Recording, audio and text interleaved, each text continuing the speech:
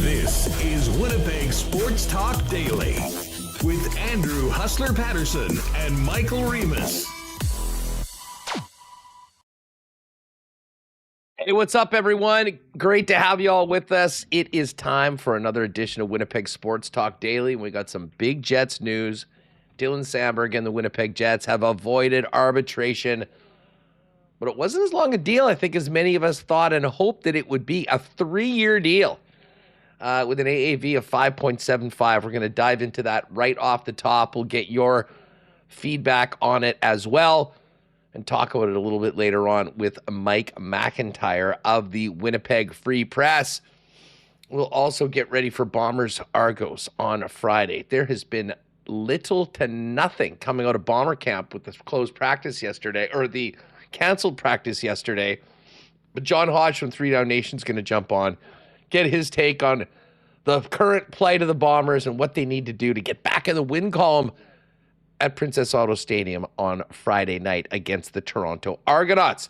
The Blue Jays are also in action trying to salvage a win out of this series in Baltimore, but all the talk around Major League Baseball is on tomorrow's trade deadline. Josh Goldberg of Blue Jays Nation is going to jump on a little later on.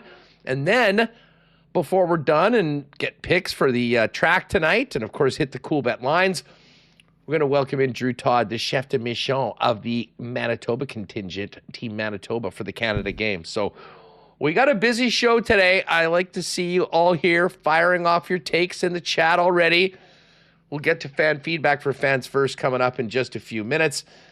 Do want to thank the rest of the sponsors that make WST happen each and every day. Of course, our partners at Coolbet, Princess Auto, as well as St. Patel Dental Center, Rolly's Transfer, Manitoba Battery, Canadian Club, Aikens Lake Wilderness Lodge, F Apparel, Royal Sports, Boston Pizza, Little Brown Jug, the Gold Eyes, Assiniboia Downs, Breezy Bend.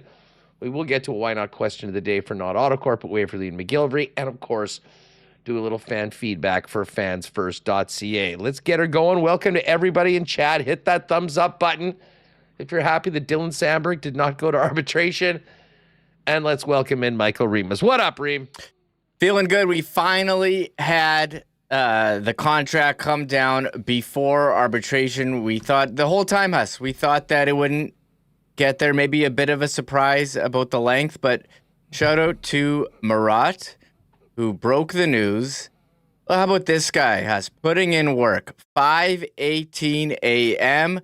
Murat tweets, hearing the Jets have agreed to terms with Samberg.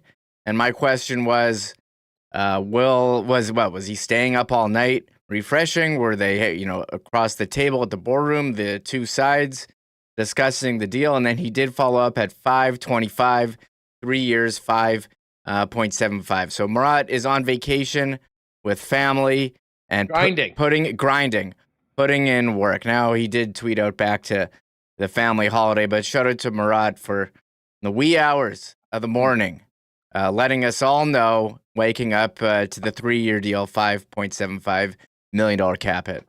Yeah, so yes, first off, congratulations to Murat. I know the Big Jays all work very hard to get this information, so you have to say, as first reported by The Athletic.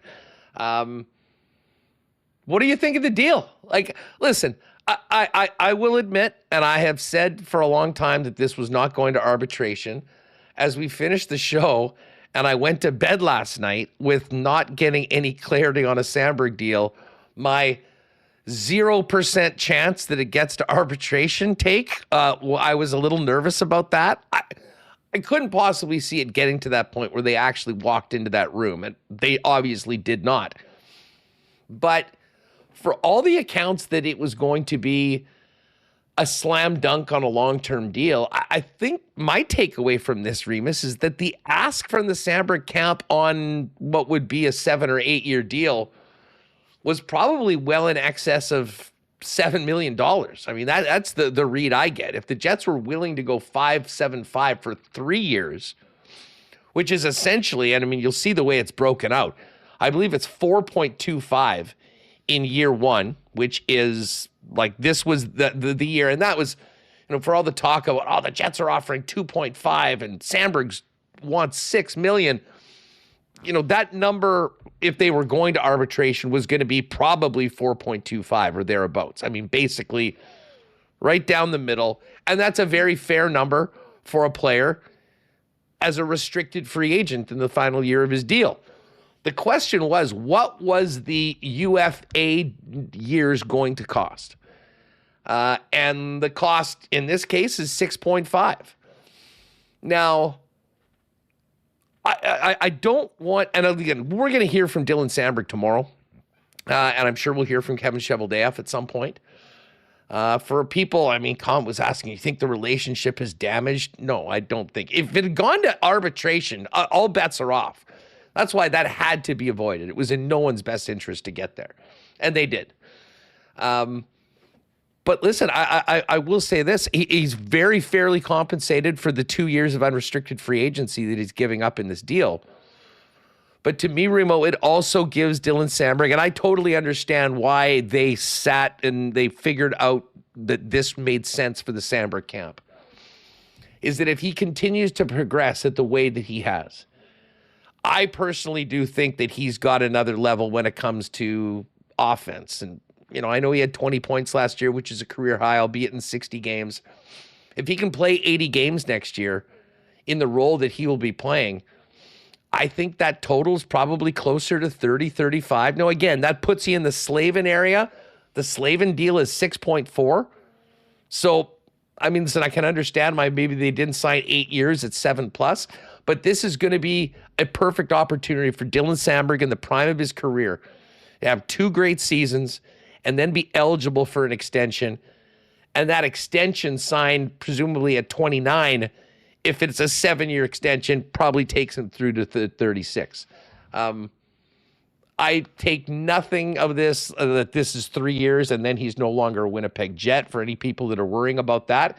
It just does kick the can down the road a little bit, and there'll certainly be more work to do in a couple years, but it pays Samberg fairly.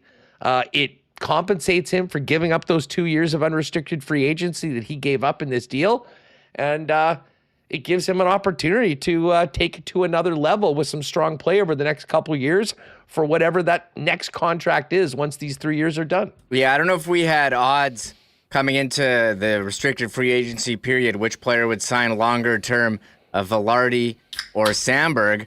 I think most of us would have picked Dylan Samberg to be locked up, and I think you're right. The Dylan Samberg's agents, they probably wanted more than the Jets were willing to spend on a long-term deal, and they took a shorter term, and they know that the salary cap is going up. Dylan Samberg's only really had 1 year to establish himself as a top 4 defenseman, and as you said, they probably feel like he has more offense, and I think it's tough to assign a contract value where so much of it is based on points.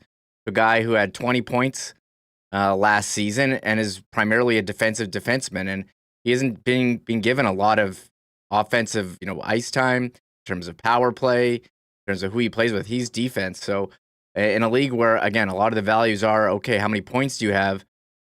Maybe the Jets felt, okay, we're not comfortable going a certain, over a certain number. And there obviously wasn't a match, which is why it took so long, but they're able to find some common ground. As you said, the 4.25 for this upcoming year, and this was 6.25 for the UFA years. Definitely is a fair deal that makes sense.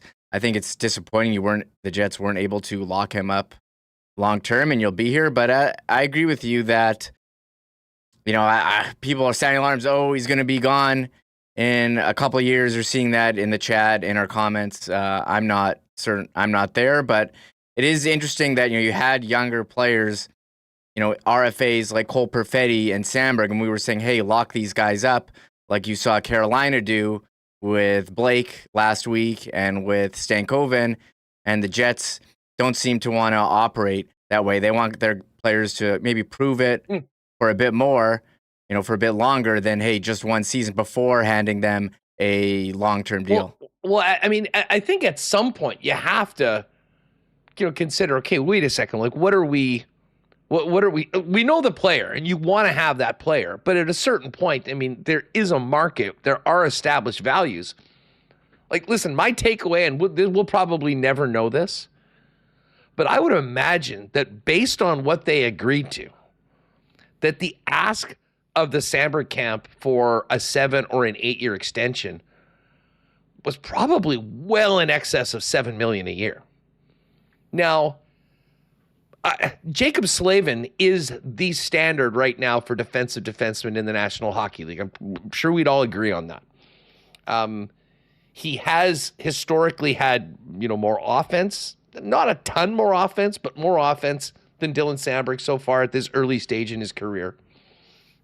He's locked in for an 8-year deal starting this year at 6.4. Like Dylan Samberg for the RFA year is going to be getting 4.25. That's fair. The next 2 years, like the 2 UFA years that the Jets bought, it's going to be getting paid more than Jacob Slavin. I think the Jets would have been more than comfortable to do an extended, a 6-7 year deal at those numbers. And maybe that even takes this year's number to 6.5.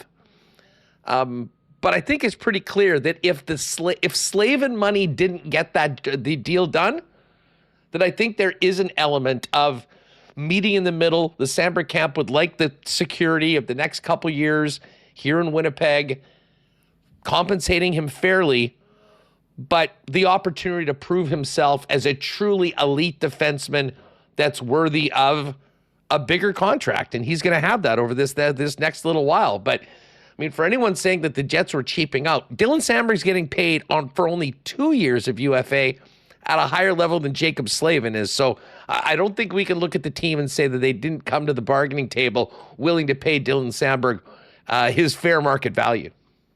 No, I think he got paid the more than what was been projected for a 3-year deal. I think Connor had, from Evolving Hockey in our RFA preview video, 4 years, 4.25 million AAV, and AFP Analytics, who also does projections, theirs was a 5-year deal at 5.216.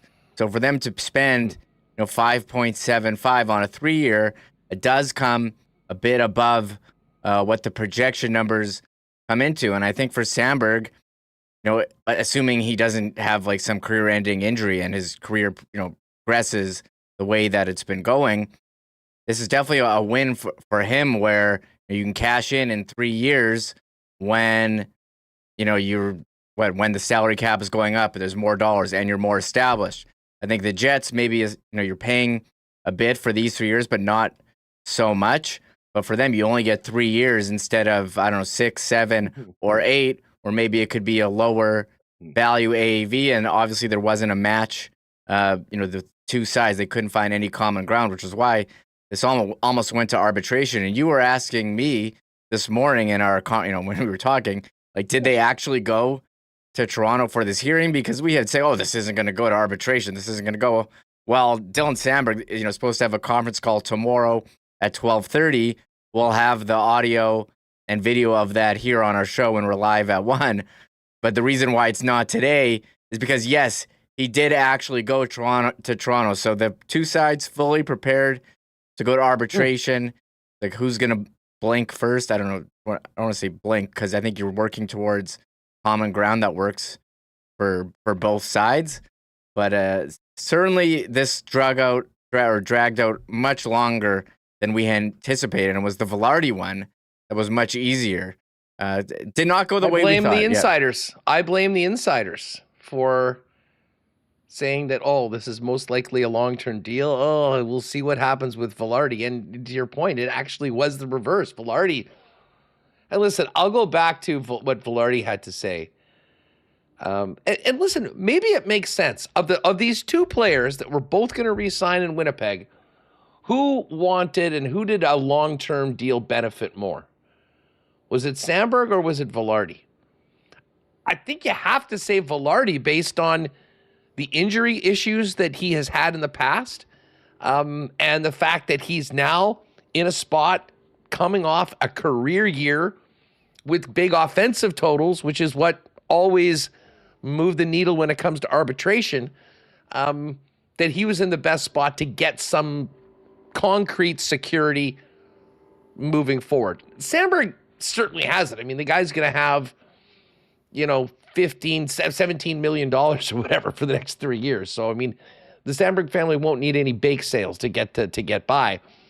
But again, I'm sure there is an element of probably turning away a deal that would have been $45 million or so. Listen, if he plays the way that he has played and he continues to progress the way that he will, he'll be up for a bigger contract, and the market will be different in 3 years than it is right now, especially with that salary cap. So listen, if Samberg can turn into a 30-plus point defenseman that's playing 24, 25 minutes a night and maintain all the amazing, analytic numbers that he has, if they keep winning at the rate that he's within it, he'll definitely be compensated. So listen, there is a little bit of risk on the Samberg side of things, but I think it also sets him up at 29 years old to be in a position to really take advantage of a market, increased salary cap, and a league that maybe at that point appreciates what a player like Samberg brings and will pay him for that. Because as you mentioned, Remo, any one of those expected deals by some of the analytic companies that are just comparing it to other deals, so much of that is based on points. I guarantee you the Winnipeg Jets would have jumped at signing either of those 4 or 5 year deals that you mentioned in like the 4 and 5 year range. Obviously, I mean, considering they bought 2 UFA years at 6.5. So listen, the Samberg camp had great bargaining power, and I'll give he and his new agent a lot of credit for getting a deal that makes sense now, but still certainly maintains a very high upside for him if he continues doing what he's done for the Winnipeg Jets. Yeah, and I'll highlight this comment. THP Power says the thought that Samberg is gone after 3 years is not a good take. If he wanted out in 3, why would he not have gone to arbitration this year and then be gone? And we did see Bowen Byram, who was an RFA, sign a 1-year deal with Buffalo. And you mentioned, it was Elliott reporting in January that Samberg did switch agents and wasn't really worried about anything with a long-term future about Samberg and the Jets, but he drove a hard bargain. His new agent, Pete Rutilli, grinding them for, 3 years. And as you said, Samberg is taking on some risk. I mean, he's talking about Velarde's injury history, and for him, they probably said, hey, here's $45 million contract. And he's like, yeah, that sounds pretty awesome. I'm in. I'm in. Samberg also, I mean, he's had an injury history too. What was it, 2 years ago in training camp, got tangled up in the boards. He only played 63 games in 22-23. And last season, blocked a shot, broke a foot, played 60 games last season. But I think there is, he's still taking on some risk here as well, signing only a 3-year deal. We figured, a player like him with the cap going up, how valuable he is to the Jets. We spoke yesterday, second or most 5-on-5 minutes in the playoffs, or next to Morrissey. I'll have to bring those up again, but we went over it, how important he is to the Jets. He's their number 2 defenseman. And, 3 years, I'm seeing the poll, Huss, right now.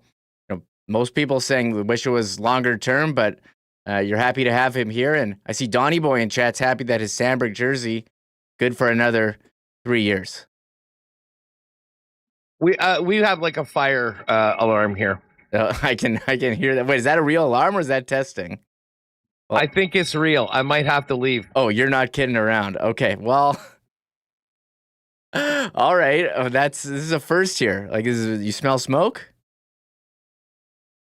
I don't smell any smoke, but this is not just coming on and coming off. I'm not sure whether I can connect it on my phone, but try to connect. it might be time. Why not question of the day? What for not Autocorp Oh my for God, Waverly that's and the going. Gilbury? What's your reaction to the Samberg contract? The hot take alert has been lifted. And Remo, you can get in some fan feedback for fans first while I see what the hell's going on here. Go check. Hustler's going to check what's going on. Go outside on his phone. A first in Winnipeg sports talk history. Hopefully everyone in his building is okay. And this isn't a real fire. So hopefully, Huss, go with your laptop, go with your phone. Reading some of the comments. We're going to get to John Hodge with some Blue Bomber talk. I did see some in the chat saying, hey, like the Samberg contract, that's great, but who's playing QB here on Friday? And from what I can tell, well, I know that the Bombers did not practice yesterday. They canceled it due to the air quality, but I have not seen any updates today from anyone, assuming it's going to be closed practice, who Ed, Derek Taylor, Josh Frey Sam, haven't seen anything on that. So just going over reaction to this Samberg contract. Julian Labossiere says he most likely isn't gone after 3, but he'll cost at least 50% more than. And that's kind of what we talked about with Cole Perfetti, saying, hey, if you sign him long-term, you can get him at lower AAV than what it would if you sign a shorter deal and then have to redo it. O'Connor says he can hop on. Yeah, sure.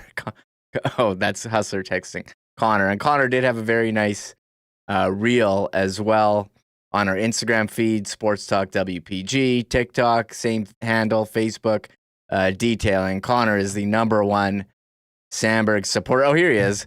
Connor, I'll bring you on in a second. Let me just get you loaded in. Connor, you're the #1 Samberg guy, spouting off all the numbers. What was your immediate reaction when you woke up today and saw the deal? Unless were you refreshing your X feed all night waiting for this to happen? Oh, wait, hold on. Before you go, I got to get you in properly here. I switched things. Okay, go ahead now. Okay, yeah. Credit to Marat. I know he's in Europe right now, but that's a solid scoop there at 5 a.m. local time. And yeah, my initial reaction is, I think, similar to everyone else's in chat. That is, I would have liked to see it longer.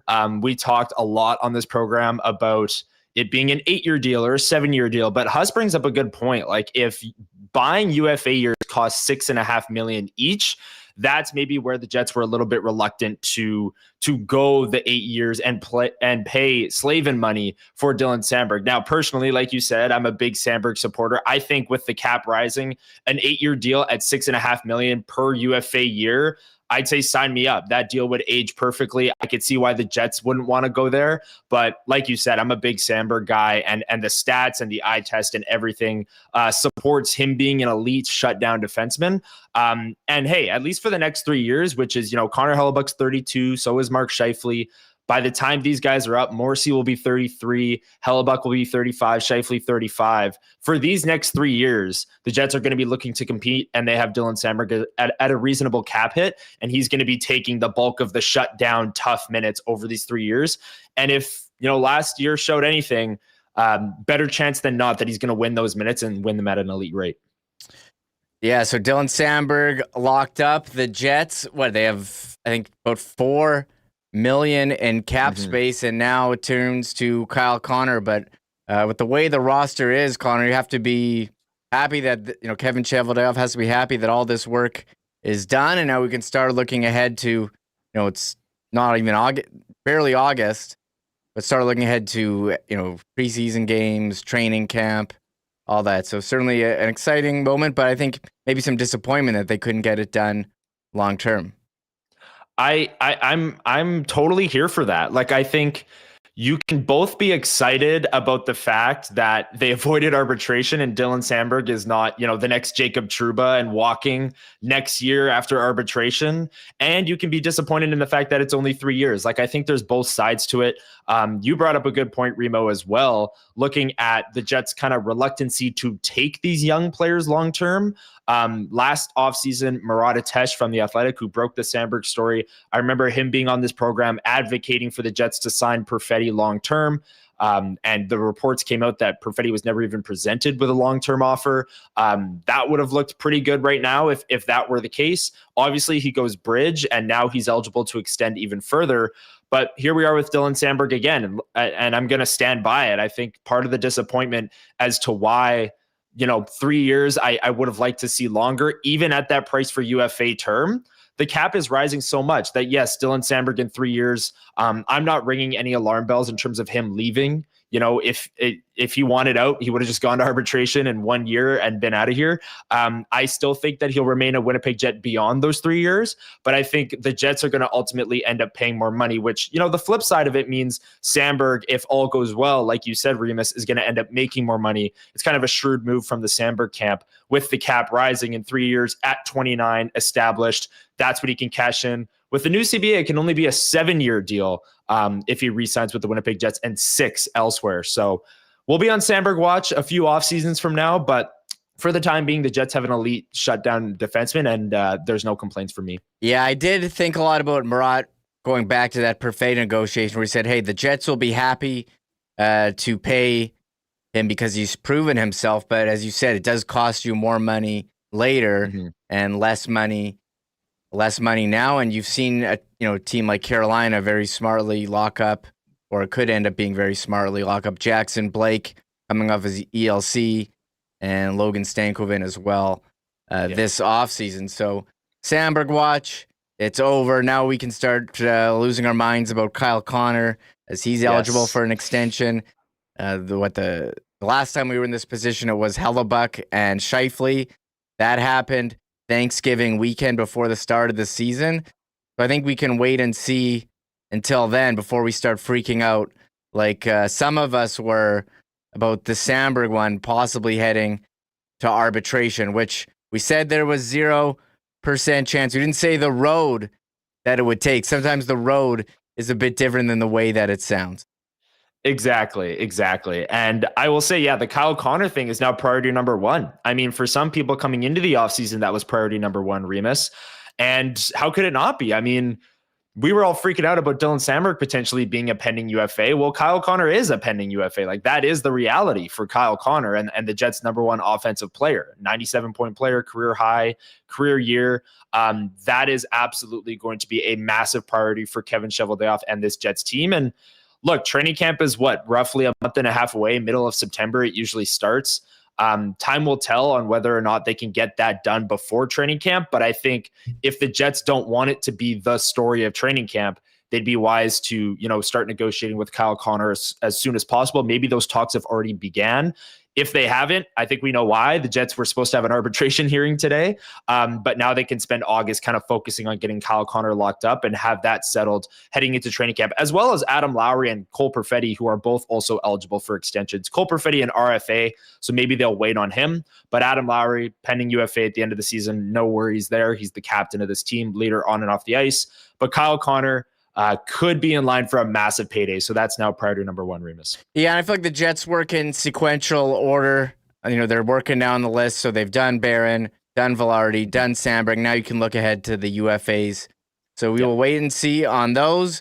We're going to have some Bomber talk coming up. Connor, thanks for hopping in on short notice. We'll get more of your reaction later on in the show. I'm always back here, watching, and anytime a fire alarm goes off, I can just hop in. So this was a fun, unintended appearance. Perfect. I'll throw it to Huss, and then John Hodge will hop on with a Blue Bombers update. Thanks again, Connor. Yeah, no worries. Thanks, guys.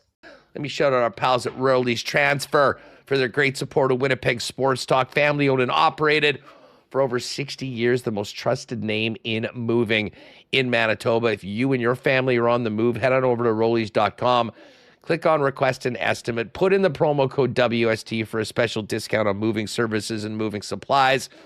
And our friends at Rollies will turn it around real quick with a great quote and get you locked in for the white glove service that Rollies is famous for, now into their 7th decade. For all of your moving needs, make it Rollies. Keep your eyes out for that WST truck on the road as well. Snap a pic if you see it.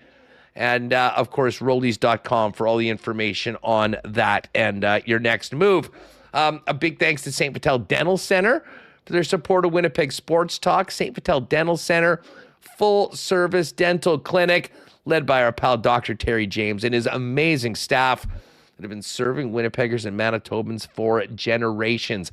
But now they've got a beautiful new facility with state-of-the-art equipment at 167 St. Anne's with free parking right behind the building to take care of all your dental needs for patients from 6 months to 99 plus. If you need a dentist or it's been a minute since you've been there, find out more at stvitaldental.ca. Make an appointment and tell them the boys at Winnipeg Sports Talk sent you. Somewhat of a long weekend. I guess it's going to be a really long weekend. A lot of people are going to be taking Monday off. Canada Day on Tuesday. Not if you're in the hockey media, as we're going to be talking to Dave Pagnotta, but if you are planning for a weekend, head on down to your local Manitoba liquor marts. Of course, Canadian Club, the official spirit of the Winnipeg Blue Bombers. If there's any Canadian club left in the city after the football game on Thursday, you'll be able to find it at Manitoba liquor marts.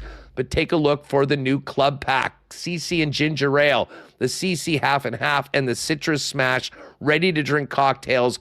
Unbelievable addition to the summer lineup. Pick it up at your local Manitoba liquor marts. And of course, Manitoba Battery powering us through another summer. They got the cars and trucks through the winter. Now they're helping Winnipeggers and Manitobans save big on their batteries for their campers, their boats, ATVs, Sea-Doos, all the fun stuff that we love to use during the summer. You got to have batteries for. And it is time to quote Ken Wiebe, it's a bit of a wake-up call to everyone. Stop paying extra, up to $60 more at the big box stores than you'll get when you shop local at Manitoba Battery. Logan Avenue, Dovercourt Drive, 2 locations to serve you. But they've also got free delivery anywhere inside the city of Winnipeg with any purchase over $60. It is just that easy. Find out more in store today or order online at manitobabattery.com. There's us. These are obviously recorded ads. I should probably have those ready to go in case of a fire alarm. That's why he's not in the host chair right now. We're waiting to hear an update from Hustler, but I'm pumped to be joined right now. John Hodge, 3 Down Nation, fresh off a trip to Toronto for the Bombers. Lost the Argos. John, how's it going? Thanks for hopping on here with me today. Thanks for having me, Reem, anytime. John, what are your thoughts of the Bombers losing 3 in a row to Toronto and the way they did? I know you alluded to a Grey Cup flashback in your column at 3 Down Nation. Yeah, it was like a double case of deja vu, or deja blue, might I say. With apologies to anyone who's ever been funny. Look, it was a deja vu from the previous week. Like, I got home from my trip and I was chatting with my wife. We were just catching up on stuff. And she was like, oh, by the way, how's the game? And I'm like, well, they got kicked and Zach got hurt. And she goes, didn't that just happen? Like, wasn't that like the previous week's game? And I was like, yeah, it all happened again. And then it was kind of deja vu from the Grey Cup, right? I mean, Zach Collaros wasn't super sharp before he got hurt.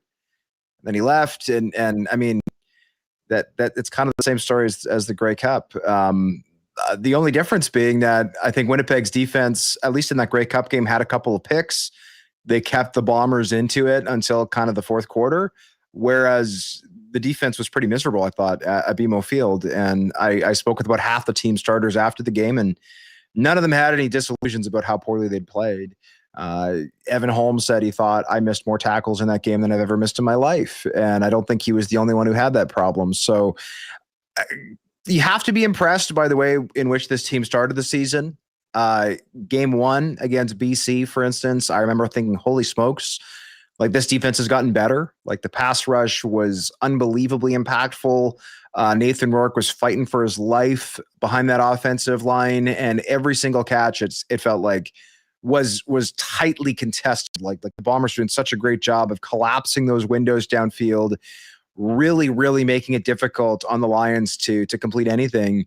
And over the last 6 games, that has changed unbelievably. Nick Arbuckle was it almost looked like he was running Skelly. Like it was just like his ability to find receivers, not just open, but wide open. And then those receivers their ability to make plays in space was wild. And, after the back-to-back losses against Calgary, I think you just kind of go, wow, well, the Stamps are playing great football. You got to respect that. Obviously, Zach went out in the second game. You don't like to lose by 21 points, which is what they did both those games. But, I don't think it's time to press the panic button. After that loss in Toronto, I'm not saying the Bombers should be pressing the panic button, but they, if there's like safety glass in front of the panic button, it's time to lift or break that safety glass, because if that same thing happens again this week at Princess Auto Stadium, I don't care who starts a quarterback. It will be time to press that panic button for sure. You look at last year, what were they? Was it 0-4?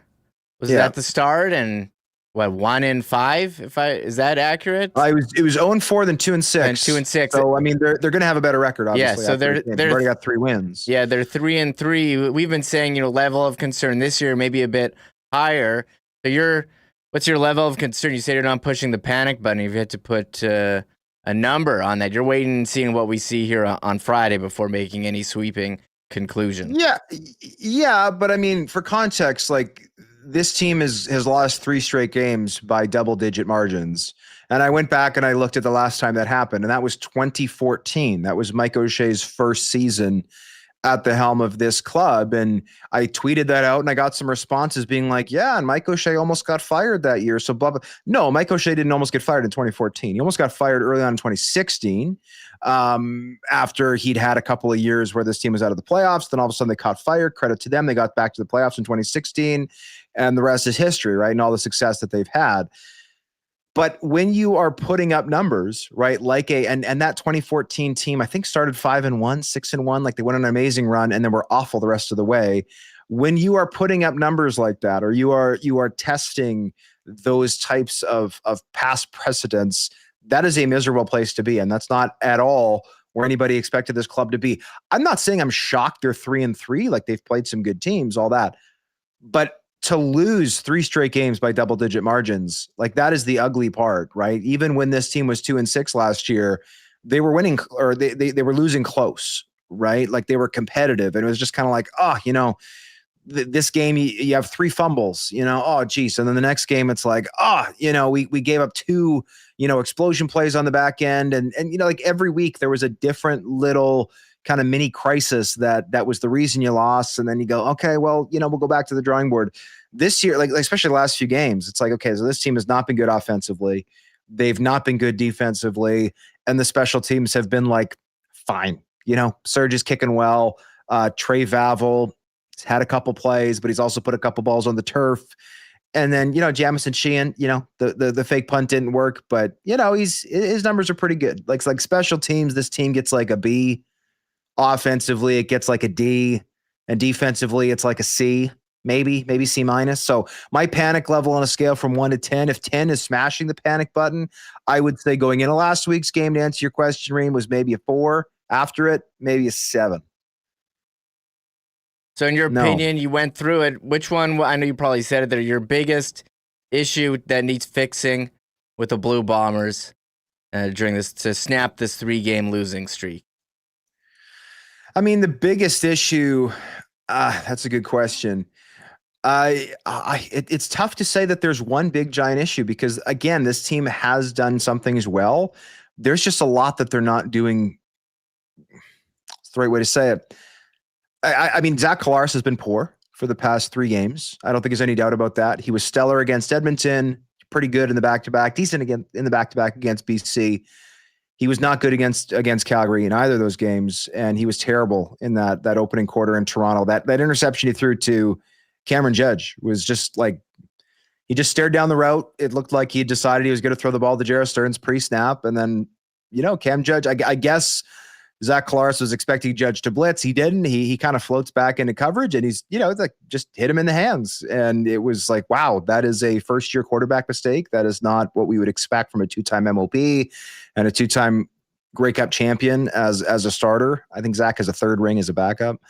But defensively, it's been a nightmare, right? I mean, the inability to contest catches in this league will kill you, right? If your opposing team is able to just pitch and catch down the field, which is exactly what the Argonauts were able to do for large stretches of that game.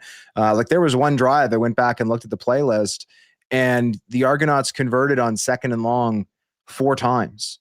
And by 2nd and long, I mean 2nd and 10 or longer. 2 of those conversions were 2nd and 15 or longer. Like how are you giving up multiple 2nd and 15 plus yard conversions on the same drive? And I mean, the pass rush finally came alive. Credit to James Vaughters. He had his best game as a Bomber.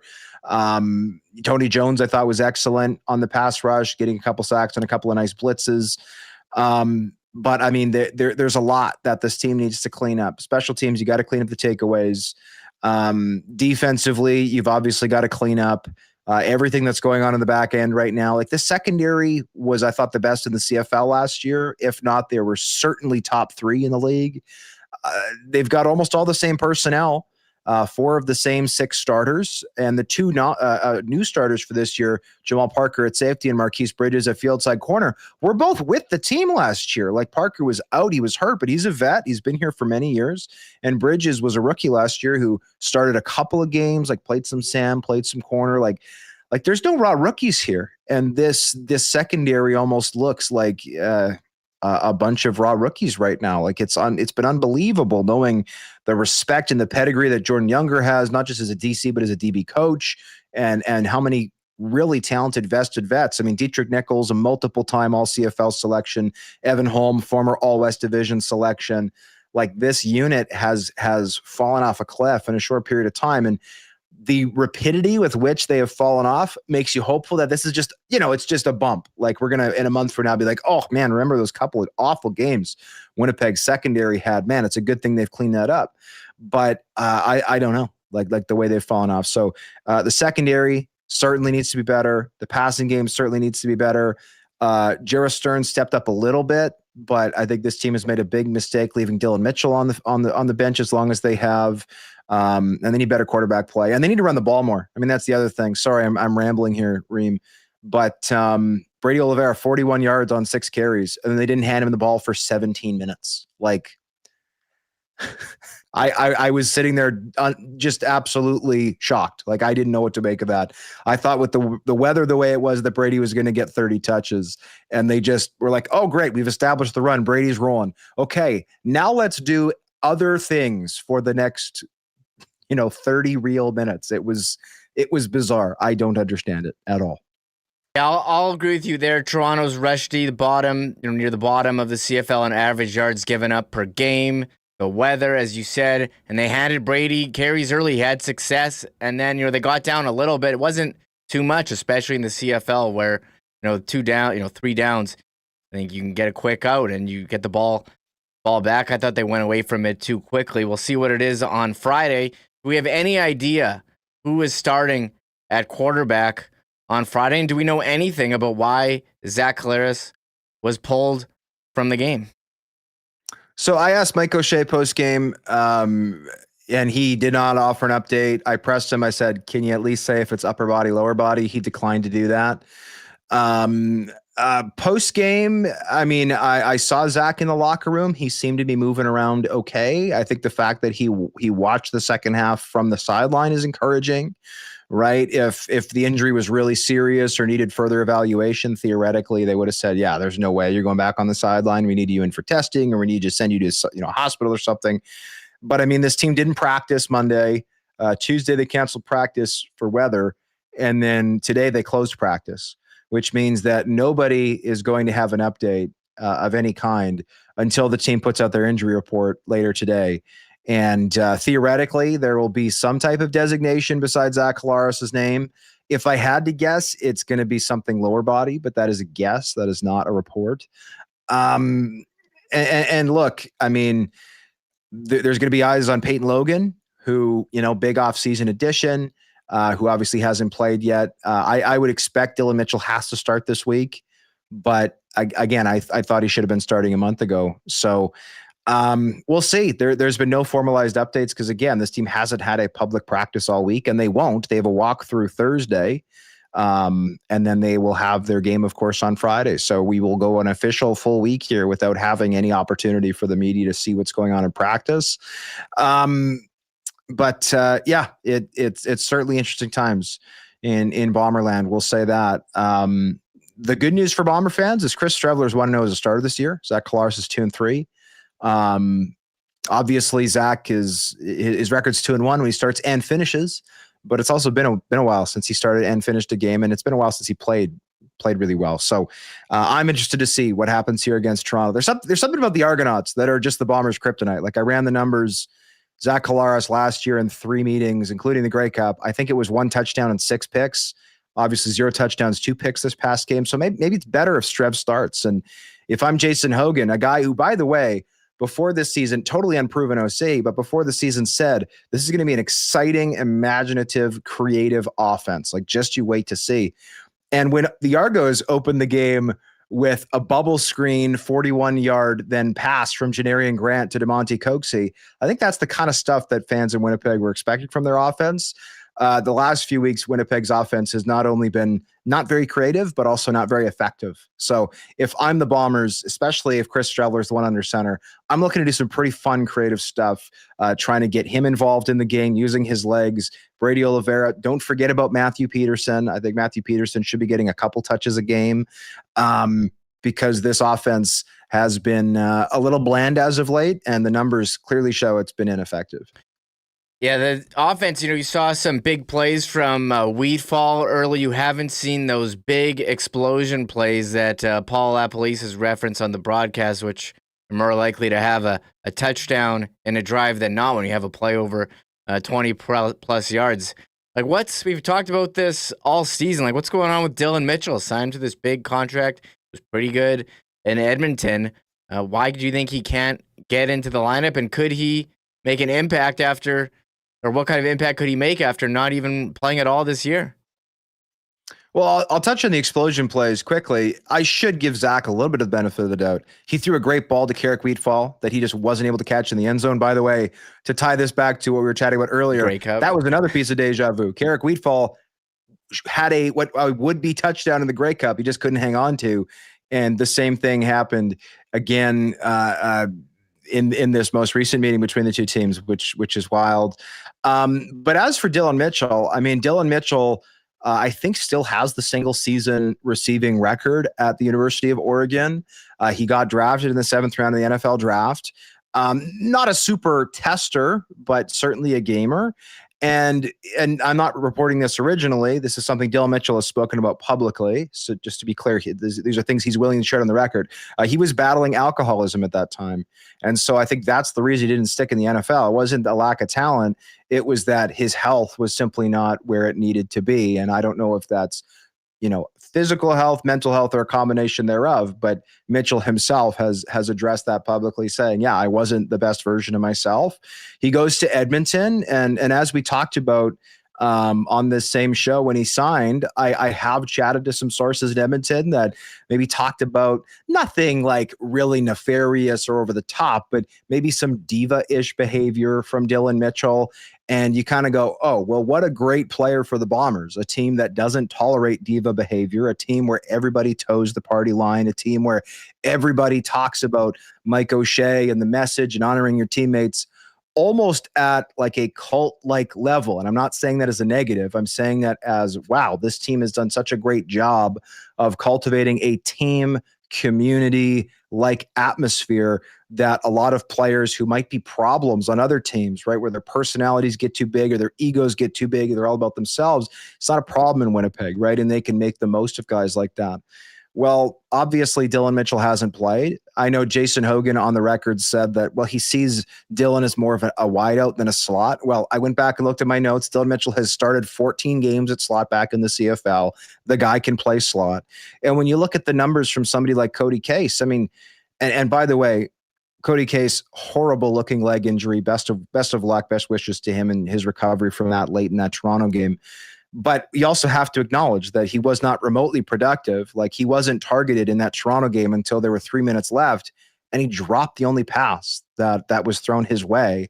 And he had, I think, one catch the week before. He looked really good on a couple fly sweeps, but like as a receiver, like this guy, like why, who made this decision? And in terms of how the Bombers feel about Dylan Mitchell, at least this offseason, Reem, they gave him $150,000. Like that's less than Dalton Schoen got. That's less than Nick Dembski is making, but that is more than any of their other receivers by quite a large margin. So if you want to look at how the Bombers viewed Dylan Mitchell back in January when he signed following his release from the Elks, clearly the Bombers thought this is a guy who could be a difference maker for us, because you're not paying that money if you don't think that he could be a difference maker for you and be a legitimate starter. So the fact that they have willingly kept him out of the lineup for 8 weeks, 6 games now is a head scratcher. And again, with that injury to Cody Case, which again, unfortunate, best of luck to him in his recovery. Despite the fact that we have nothing, quite literally nothing to go on in practice this week, one would assume Dylan Mitchell will be in the starting lineup on Friday night. Yeah, that's something we'll wait and see when the depth chart comes out. And one other name that's been out the last couple of weeks, Stanley Bryan. Are we overlooking his importance to protecting the quarterback now with him out? Zach leaves in 2 consecutive games here. I mean, to some extent, like, look, Stan's going to be a first ballot Hall of Famer. There's no question about that. But I haven't seen a huge drop off from him to Micah Vanterpool. Like Vanterpool gave up a sack in his first start. That was the Calgary game at Princess Auto Stadium. But it happened right after Zach left the game. And I think when you're coming into a situation where you're making your first career start at left tackle and a new quarterback is behind you. Like he got beaten around the edge by his rusher. And I think that happens sometimes when you're blocking for a different quarterback who might have a deeper drop, right? You might set your angle a little bit shallow for Zach, a little more shallow than you might for Chris Streveler. So it's still a sack allowed. I'm not saying it's not his fault at all, but I give him a little bit of the benefit of the doubt on that one. And I thought Vanterpool was very solid this past week. I mean, I think the Bombers have given up 8 sacks through 6 games so far. Now, I think Zach has taken too many hits. The CFL, unfortunately, does not track quarterback hits as an official stat. Derek Taylor is probably the best person to ask that, how many hits Zach has taken so far this year with all the charting he does. But when you look at the sack numbers, they're pretty good. That said, the eyeball test, I think would show that Zach is taking a few too many hits, and the fact that he's left a couple games due to injury would probably echo that. That being said, no, I haven't seen, honestly, a huge drop-off from Stan to Micah. And honestly, when you look at Stan's age, I think if you're the Bombers right now behind closed doors, you're probably going, okay, this is a great audition for Micah to potentially do this job long term. I know Stan wants to keep playing, and again, first ballot Hall of Famer, but the fact is the guy's 39 years old. He's going to be 40 in May. You need someone to step up and be the guy in the short term. So no, there's a lot going wrong for the Bombers right now. I don't think their left tackle spot has been one of them. Well, John, we're looking forward to seeing any injury reports from today's practice, waiting the status at quarterback, as you said, receiver as well. Any thoughts and predictions for this week, as the Bombers would like to get a win here, because they're falling a bit behind Calgary and Saskatchewan in the West. It's basically a must win, right? Like you're at home. You've just gotten embarrassed 3 games in a row. I don't think it matters who starts. I don't think it, like, this reminds me of that Ottawa game last year. Like, you remember the Ottawa game that Chris Streveler started last year? This is like, this doesn't have to be a Picasso. It could be a finger painting. It can be ugly. It could be a dogfight. It can be whatever. You just have to get a win, right? Like you have piled up these losses, and you did a great job with the standings there, obviously, Reem. Now, the Stamps, I think, are in tough on Thursday night without VA. Like PJ Walker, the longtime NFL journeyman, has not looked good when given an opportunity. He didn't look sharp in the preseason, didn't look sharp late in that game against Montreal last week. So maybe the Stamps are falling to 5-3. That gives you some wiggle room. But the Riders are 6-1, right? And I think the Bombers, like, can they go into Mosaic and win the West Final? Yeah, they won the Labor Day Classic there last year in very hostile territory. That being said, we all know that the bread and butter for the Winnipeg Blue Bombers come playoff time, the last 4 seasons, certainly since the pandemic, is you got to host that West Final, right? You got to force your opponent to come into the hardest place to play in the CFL. When the weather is turned, you get your bye week in the semi. So you're coming to that game rested, and you run the ball down their throats. You out-physical your opponent, and you win a dogfight, old school type football game. That is what the Bombers have done 4 West Finals in a row. And if they want to play in the Grey Cup this year, I'm not saying they have to host the West Final, but hosting that West Final, I think exponentially improves their odds of hosting that Grey Cup and of course being in that Grey Cup. So this is as close to a must-win as I think as you can possibly have this early in the season with a 500 record, because you can't fall too far behind Saskatchewan.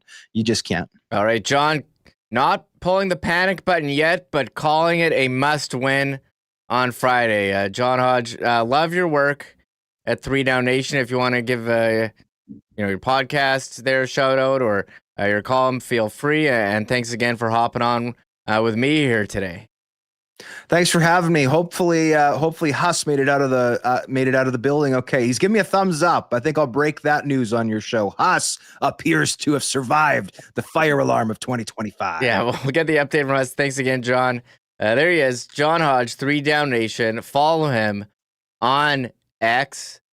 John D. Hodge. They've got and 3downnation.com, your source for all the CFL news. Okay, Huss, I'm bringing you back in here. Do you have a building update? How's everything doing over there? We're still standing here. Despite the ear-splitting nature of the fire alarm in this place is unlike anything that I've ever seen. I mean, it was going for, I don't know, the better part of about half an hour, I guess, and the proper authorities came, checked out whatever they had to do, and finally turned the thing off. But it was an ordeal that we've made it through. Great stuff with John. I miss talking to John. I love talking CFL with him, but it was a great segment. And it did give me the opportunity to watch a nuke from Luke's in this Jays game. The Jays put up 5 in the top of the 7th and are now up 9-5, trying to salvage something from this series. We will talk to Josh Goldberg a little later on, both about this game, this series, the upcoming homestand, and of course tomorrow's Major League Baseball trade deadline. Mike McIntyre coming up, though. We're going to dive back into the Dylan Samberg contract in just a minute.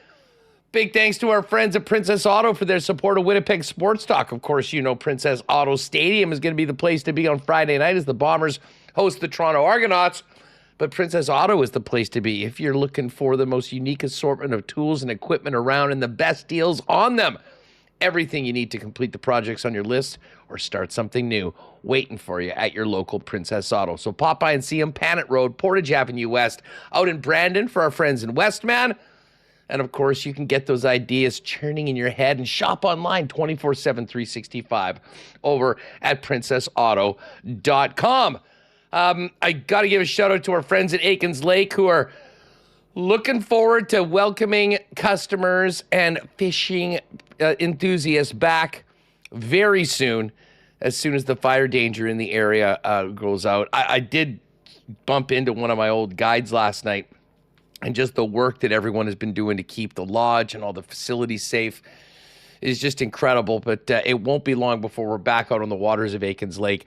Go to aikenslake.com for more information on all of their options for the remainder of the fishing season. And if you are interested in heading out there, let Pitt know you heard about it on WST. He'll hook you up with a 10% discount. aikenslake.com. And hopefully next week we'll have guests back there doing what they love to do, and that's have great times and pull massive fish out of beautiful, one-of-a-kind Aikens Lake. Hey, if you got a wedding coming up, it is wedding season right now, you might be in the predicament of looking into your closet and realize you need to up your menswear, guys. Or just knowing that fall and what comes after that is just around the corner. If you do need to, pop down to F Apparel, the leading #1 spot for men's custom clothing in town, with suits starting at $400, chinos, golf pants, custom shirts, both tucked and untucked styles, and the best selection of menswear accessories around. If you are getting married or in a wedding party, make sure to talk to the fellas at F about a special discount when you and the boys get your suits for the big day over at F Apparel. They're at 190 Smith Street downtown. Check them out online and make an appointment to come in for a fitting at F. That's EPH apparel.com. All right, crisis avoided. And now we welcome in Mike McIntyre from the Winnipeg Free Press to the program. Mike, how are you, pal? Great to have you back on the show. Oh, sorry, hold on. One sec. Hold on a sec. I think Remis has just mentioned that you're good now, Mike. he needs to Great pick to something. be with you, Huss. Thanks for stick handling around my holiday schedule. I'm off this week, so our usual Monday afternoon chat had to be rescheduled due to some golf by yours truly. Nicely done. Yes. I hope you've been hitting it straight, draining your putts. Oh no! That 4 hours with you would have been a better time spent of a Monday afternoon. Anyways, the alarm going off in your building, Huss, it's kind of symbolic because there's been alarm bells sounding regarding the Dylan Samberg contract situation. So you should have been here yesterday, Mike. Oh my goodness. I try to, when I'm on holidays, like I try to disconnect a little bit. It's hard to stay away, especially with, obviously we knew the Samberg situation was coming to a head. So I haven't been on social media as much the last few days as I probably normally would, but I was on a little bit last night and a little bit today. And my goodness, that some of the narratives out there, like I know when Elliot Friedman reported the offerings that were made, there was a lot of hot takery happening regarding that. First of all, that was entirely strategic. The Jets don't believe Dylan Samberg is a $2.5 million player, and any thought that they did should now be put to bed by the fact they just signed him for 5.75. Secondly, Huss, this was never going to arbitration. Like, I know they obviously came down to the wire. I'm shocked anyone got on a plane. I don't think so. I mean, this was going to get worked out. And I've seen some suggestion that the fact that Jets only signed him now to 3 years is somehow Winnipeg not wanting to invest in Dylan Samberg, or some narrative that they don't believe in Samberg, or that they've like the Jets wanted to go longer here. That's why that's what the holdup here was. The Jets were obviously wanting to go longer. The landscape is changing around the league. There's no question about it. And agents are wisely informing their players. They wouldn't be doing their job if they weren't advocating for their players' best interests. And a player like Dylan Samberg, like, yes, the Jets would have loved to sign him today to 8 years and get him locked up. The fact they signed him to 3, that doesn't mean they don't believe in him.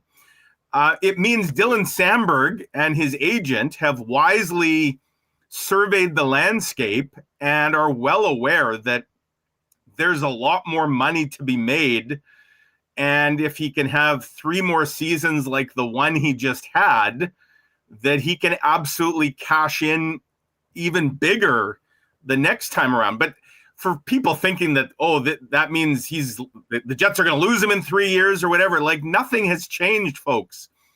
Calm down. Dylan Samberg still believes in the Jets. The Jets believe in Dylan Samberg. I think when Dylan Samberg speaks on Thursday, we're going to hear that there's no hard feelings. No bridges were burned here. No noses are out of joint. Like, this was, I know on the surface, it's going to look like it was a bitter, drawn out negotiating process. I think this was anything but. I think, with what the salary cap is doing and is projected to keep doing, with where Samberg's game is trending, yes, the Jets would have loved to lock him up longer, but Dylan Samberg wanted to go shorter because it's probably in his financial best interest. Now, there's some risk, of course.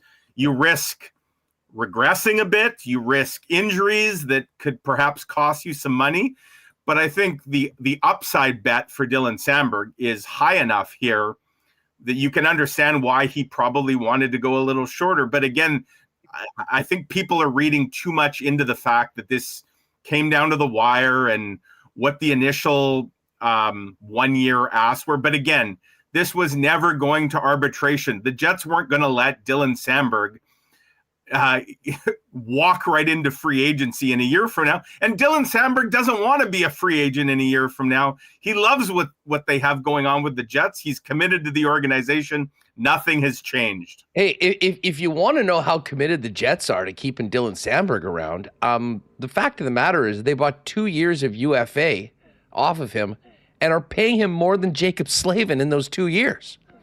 It's very clear to me that the ask, if this was going to be a 7 or an 8 year extension, was probably well north of $7 million. And listen, for a guy that has had 20 points, I mean, listen, by arbitration, by every one of these projected numbers, they were all low because it doesn't take into account the importance of excellence defensively. And that's certainly what he's brought to the Winnipeg Jets. And yeah, I mean, listen, 2.5 million, 6. We went over the numbers on the Trouba arbitration, the Kopp arbitration, that numbers came out. It's important to remember, this is not about the length of the term. This is about 1 year and a restricted free agent year where it is more difficult for the player to get what is market value because they're not on the market yet. So, and you're also strategically, again, it wasn't going to get to arbitration, but if it did, you're strategically, that they're asking for something that is more than they know they're going to get. Well, you're going to offer something that's less than they're going to get, because usually the arbitrator finds the mushy middle or the sweet spot. And so you're basically creating goalposts on either extreme. But again, it's no slight to the player. Now, if it had got to arbitration, then sure, that's when feelings can get a little hurt. I mean, we all remember Andrew Kopp going through arbitration and how candid he was coming out of that, because at that point, the team, they've got to make the argument why they think the player isn't worth what the player thinks. But this was never going to get to that stage. And you're right, Huss. The Jets, the fact they're willing to pay 5.75 over 3 years, and when you look at the breakdown of the money, it's more than 6 over the final 2 years here. That tells you the Jets would have absolutely gone even higher, as they should, on a longer-term deal.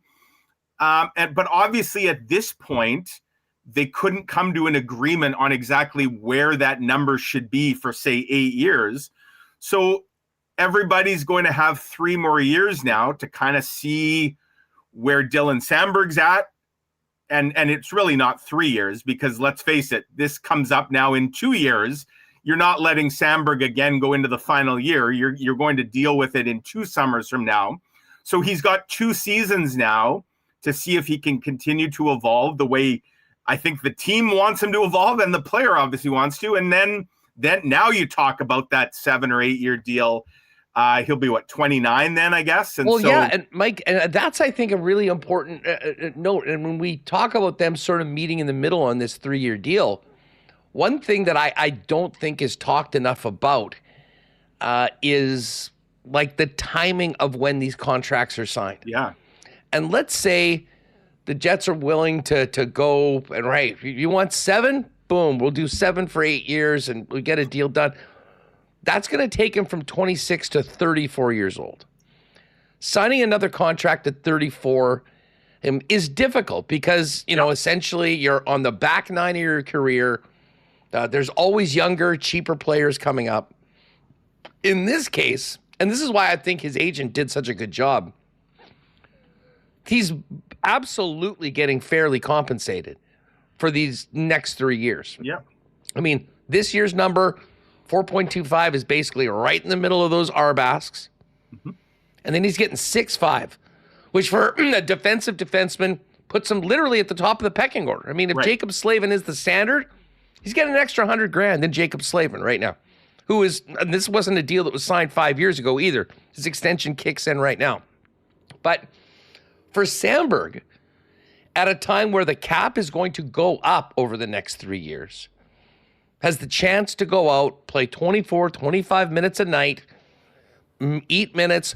I would suggest, I think there's another level he can get to offensively, and maybe that's pushing him into the mid-30s or, dare I say, high 30s, pushing 40 points. And if that's the case, that next contract will be certainly more significant.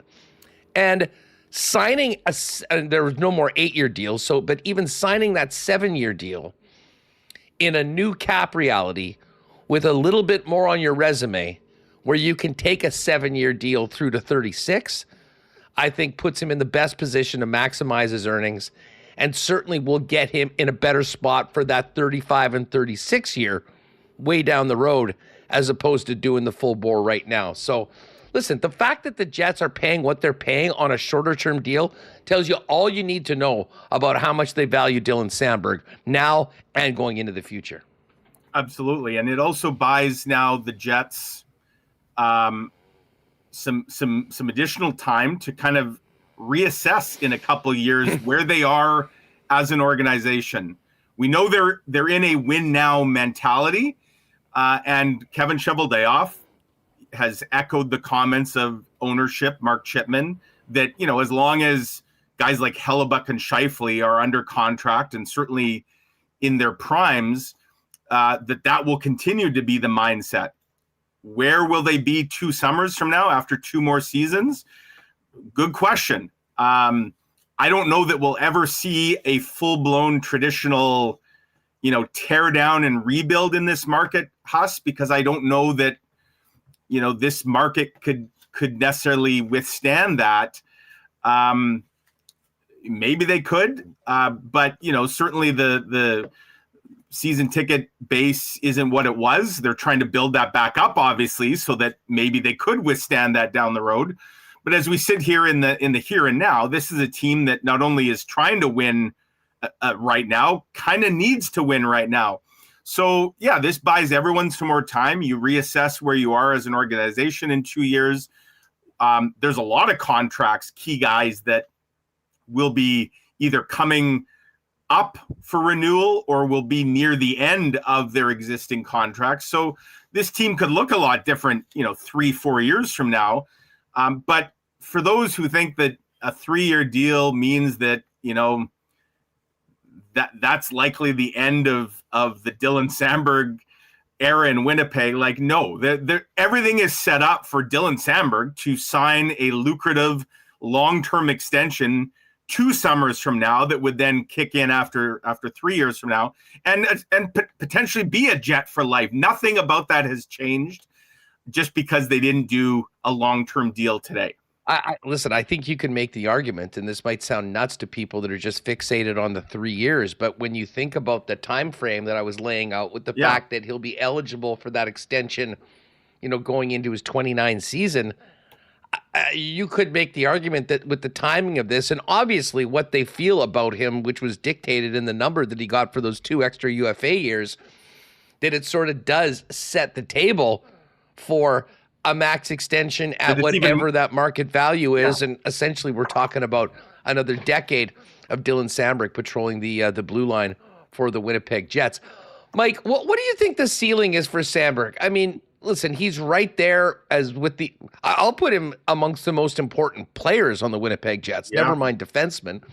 I think clearly, you know, while Pionk has more offense that he brings to the table, Dylan Samberg all around, his importance to the Winnipeg Jets, I think defensively with everything is, I mean, you'd put him right there with Josh Morrissey. But do you think that there's another gear? Like, I mean, what's the high end? What's the ceiling for Dylan Samberg? You know, if he is consistently playing 22, 23, 24 minutes a night in pretty significant opportunities and positions. You know, he had 20 points this past year in 60 games. So, you know, that's a 27-point pace over 82. And, you know, career high in goals, 6. His previous high was just 2. So we certainly saw a guy that was shooting the puck a bit more, jumping up in the play a bit more. And we know that that's something that, you know, starting with Rick Bowness and now Scott Arniel has continued.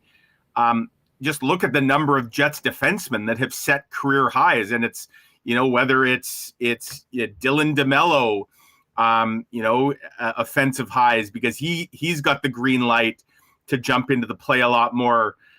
Brendan Dillon, you know, and he certainly cashed in on that really productive year. Would he have 10 goals a year ago with the Jets? So I think we've seen that. And, you know, just look at those games, Huss, where Dylan Samberg was being used in overtime, in 3-on-3 overtime, and did not look out of place at all.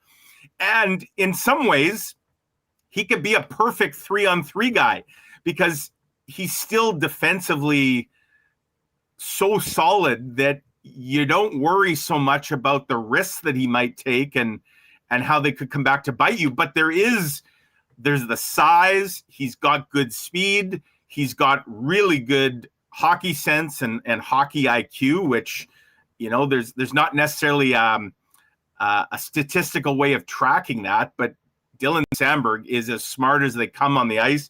And I think we saw this past year, he got more comfortable in making those reads, when to jump up into the play and not just sit back. And, he did it with, again, plus minus is not a true measure or a great measure, but this is a guy that was often out there against the other team's best in a shutdown role and finished plus 34 in 60 games. I believe that led the team. So one thing that tells you is the Jets often are tilting the ice. They're on the offense when he's out there. And, the 20 points that he touched on, I agree with you, Huss. I think there's no reason at all. He was 20 and 60 this year. I see no reason why he can't be a half a point a game player. So like 40 in 80 over, a full season. I think he has that in him. And I think the team has seen that from him, where they're going to give him some increased role. Now, will he ever be quarterbacking the power play? Likely not. And part of that is because he's so valuable to you on the penalty kill. And you can't play him 35 minutes a night. So if he was also on the power play, like, his minutes would really be out of whack. We know he's absolutely fearless when it comes to things like shot blocking. Unfortunately, that's cost him, some injuries. That's going to happen. That's part of his game. That's in his DNA. That's who he is. But you're right, Huss. I mean, I saw Connor Rabchuk tweeted that stat about the Winnipeg's record with Samberg in the lineup in those 60 games. Maybe the most important stat. Yeah, and like that right there tells you that he's absolutely in the running for team MVP because of just what a difference maker he is. And it's not just in his own end. He's found ways to be a difference maker in the offensive end as well. And I do expect that to continue. And I also suspect, Haas, that was another reason why his agent was probably pushing for a shorter deal. He recognizes, and let's face it, points get you paid in the NHL. And the only knock against Dylan Samberg, if you want to call it a knock, is that his career high is 20 points. So you're going to have a bigger sample size to work with in 2 years. And I dare say that he's going to have career highs over these next 2 years when it comes to goals, assists, points. And that will likely translate into some bigger numbers on his next contract as well. 100%. I mean, listen, if he can get close to that 40-point number, and listen, he's never going to be a guy that's QBing a power play. I mean, that's not the player that he is, and they'll have other options for that. And then, to your point, you want him coming back right out afterwards, doing the heavy lifting. That is very valuable when it comes to winning hockey games. But I mean, if he can maintain what he's done so far and add another 15 points to his game, let's just say, when they're sitting down in 2 years on an extension with a cap that is inflated, you're probably looking at a number that's closer to 8. And certainly that wasn't something that I think they would even ask for right now. And, I think there is a little bit more proving to get to that point. But it just goes back to like the evolving hockey and the AP analytics. All of these projections for what his contract would be criminally underrated what he does for the Winnipeg Jets. I think that's why 2-3 more years to prove his worth as a true elite defenseman will be very good in the end for the next contract that he serves. And again, it's not like he's taking a haircut right now. No. He's certainly being paid very fairly. And I think it speaks to the Winnipeg Jets' confidence in keeping him around and his importance to the club that they were willing to add 2 UFA years on if they were talking about a short-term deal and pay him at a level that most people thought would have gotten him 5 or 6 years of UFA. Right. Yeah, and I mean, for the here and now, and this was the good part about him filing for arbitration, and that we're sitting here on July 30th, and this is now done. If he hadn't filed for arbitration, who knows how much this might have dragged out. Like, this could have consumed the whole summer, excuse me, and possibly into training camp, where, you know, the Jets were still pushing for long-term, and like, here they have some finality now to it, which I think is important. It won't be a distraction in any way, shape, or form. The Jets know, as they sit here today, they have about $4 million left in cap space on a 23-man roster. That's important, Huss, for a couple of reasons. Number one, it gives them flexibility so that they won't have to go into LTIR. For example, Adam Lowry can just start the season on regular IR, not LTIR. That means that they can, that $4 million they have in cap space, it can start accruing. And if you look at a site like Puckpedia, like, they have right now the Jets at about 4.8, but they're only counting a 22-man roster, including Lowry. It's going to be a bigger roster than that. So you add in like a David Gustafson, who's like 840 or something. But Puckpedia, just to give you a sense of what accruing cap space can look like, that 4.8 that they're projecting on a 22-man roster to start the season, it becomes like $20 million at the trade deadline. So I don't expect it's going to be that big of a number, because inevitably the Jets could run into some where they have more than one guy injured at a time. And if you're not using LTIR, like, you're expanding your roster to call guys up to replace injured guys. But that does give the Jets some real flexibility here to, and again, people will point to last year and say, well, they left $6 million in unused cap space on the table. I don't necessarily look at last year and say that that's what they're going to do again this year. Like, each year is unique. The fact is, you want to be in a position where you can add if you need to and not handcuff yourself. And the fact the Jets on July 30th now have this cap flexibility that they know they have, that's a big potential weapon as well to use down the road. Yeah, we're looking forward to hearing what Samberg has to say tomorrow, and we'll have that for you here on Winnipeg Sports Talk. He's going to speak to the media at 12:30, so we'll have audio right out of the gate in tomorrow's program. And I am looking forward to, and I don't know when we'll hear from Kevin Cheveldayoff next, Mike, but I'm very interested in hearing their perspective of this, because I think what we probably hear is that they made, a big push to get something done on a long-term deal, but it was the Samberg camp wanted to sort of meet in the middle and still give that opportunity for, a big extension after 3 more years of, really establishing himself as one of those elite top defensive shutdown defensemen in the league, which I think in the eyes of most Jet fans, he's already there. Absolutely. And it's not unlike what happened with Gabe Vilardi a couple weeks ago, where Vilardi went, 4 years? On 6 years, but is still going to be at an age where he can cash in on another deal. And so, I think that when you look at the age, like Samberg's 25, so it makes a lot of sense. And again, I think this is something where we're going to see this happening a lot around the NHL. This is not an indictment of Winnipeg's ability, or some will say inability to, like, the Jets, they've locked up guys.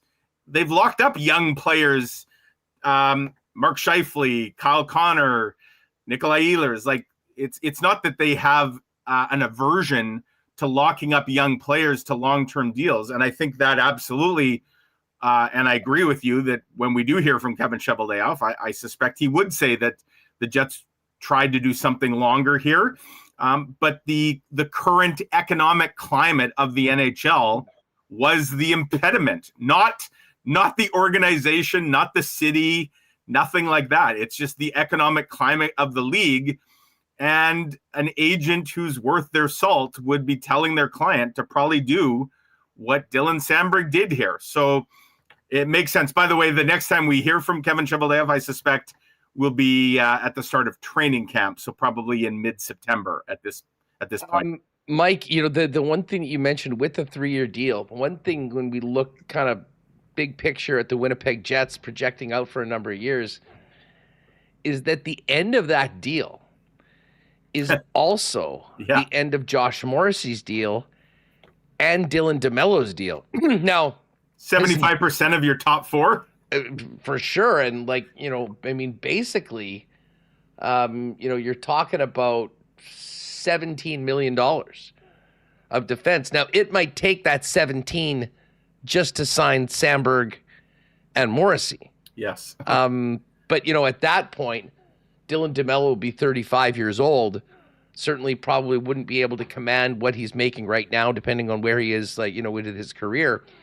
But it does set up, an opportunity to rejig some of those numbers and pay both 44 and 54, arguably the Jets' top 2 defensemen, the money that, that they will certainly have earned and be due in a NHL that the cap has significantly gone up over the course of the term of the Samberg deal.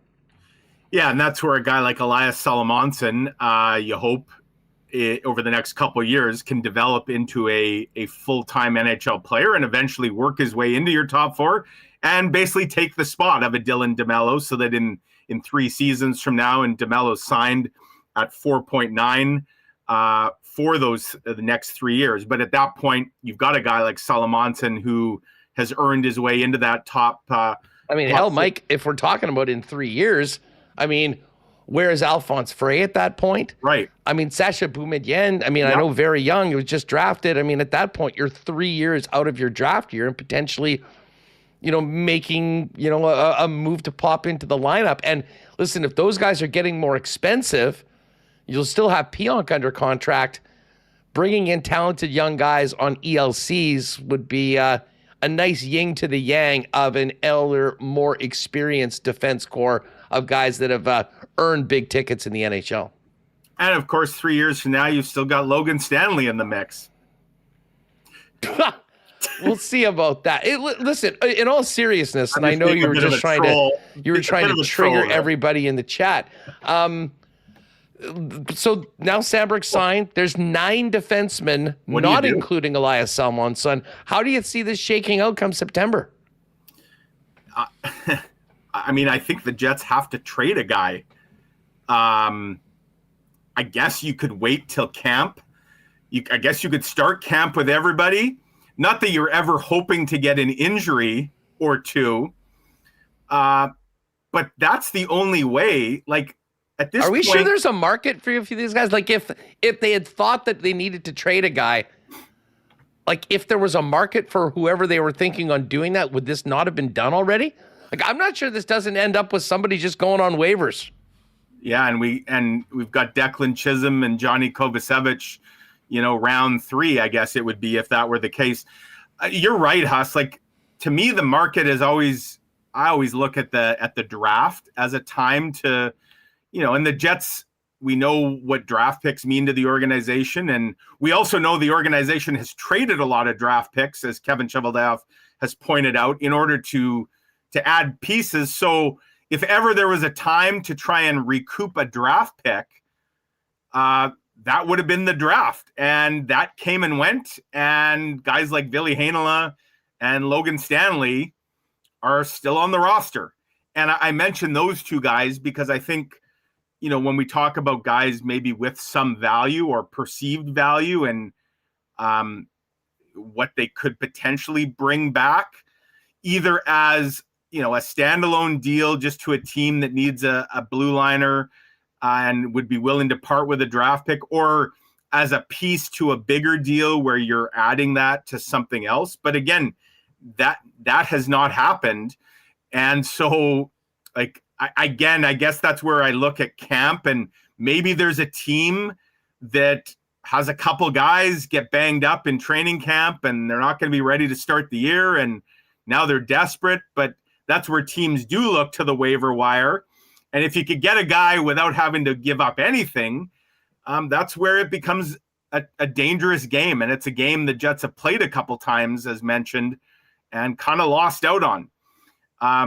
So I think you're right. I think Kevin Cheveldayoff has probably canvassed his peers about what market there might be for a Logan Stanley or a Ville Heinola. And the fact that no deal has happened tells me, well, one of two things. Either there is no market at all, or whatever a team would be willing to pay is not to their liking. But I mean, beggars can't be choosers, and we're getting to a point where you're going to get nothing, as you say, if you put a guy on waivers.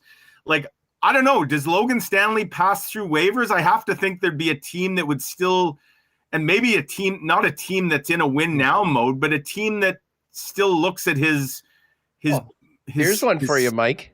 Who's more likely to pass through waivers, Ville Heinola or Logan Stanley? Yeah, I mean, I still think Logan Stanley would be more like, because I just think Ville, they're still more likely to pass or more likely to get claimed.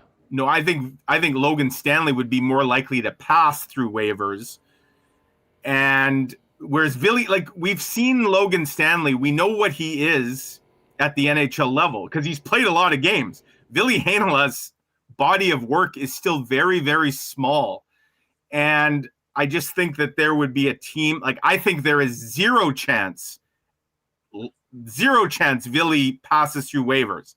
None. He absolutely gets claimed by somebody. There'd probably be multiple claims. But Logan Stanley, I don't know, maybe there's a chance he gets through. But do you want to take that chance if you're the Jets? You may have no choice. Well, if no one's going to give you a 5th or a 6th round pick for one of those guys, guess what? This is the rules. I mean, your 9th, every team in the NHL, the 9th guy on their depth chart is going to be hitting the waiver wire. Right. So if that's where you are, and I'll be honest, I'm not sure that Ville does get claimed. Like, I know we think that guys have like this 1st round pedigree, but man, things change a lot. And, you know, between what he's done in the American Hockey League, I mean, really no impact in the National Hockey League. Smaller guy, everyone's wanting bigger guys. I mean, I don't know that it's a slam dunk. But I do think probably one of those guys, unless something were to happen with Luke Shen, you know, unless there's an injury, they're going to probably have to make a decision. We'll see it. But for today, it's about Dylan Samberg. We'll hear from him tomorrow. Looking forward to it. Mike, get back to your holidays. May your putts be dropping. Thank you for doing this, and we'll look forward to catching up next week. I'll tell you what I got to get back to, Huss. I got to get back to watching my Blue Jays because let the record show.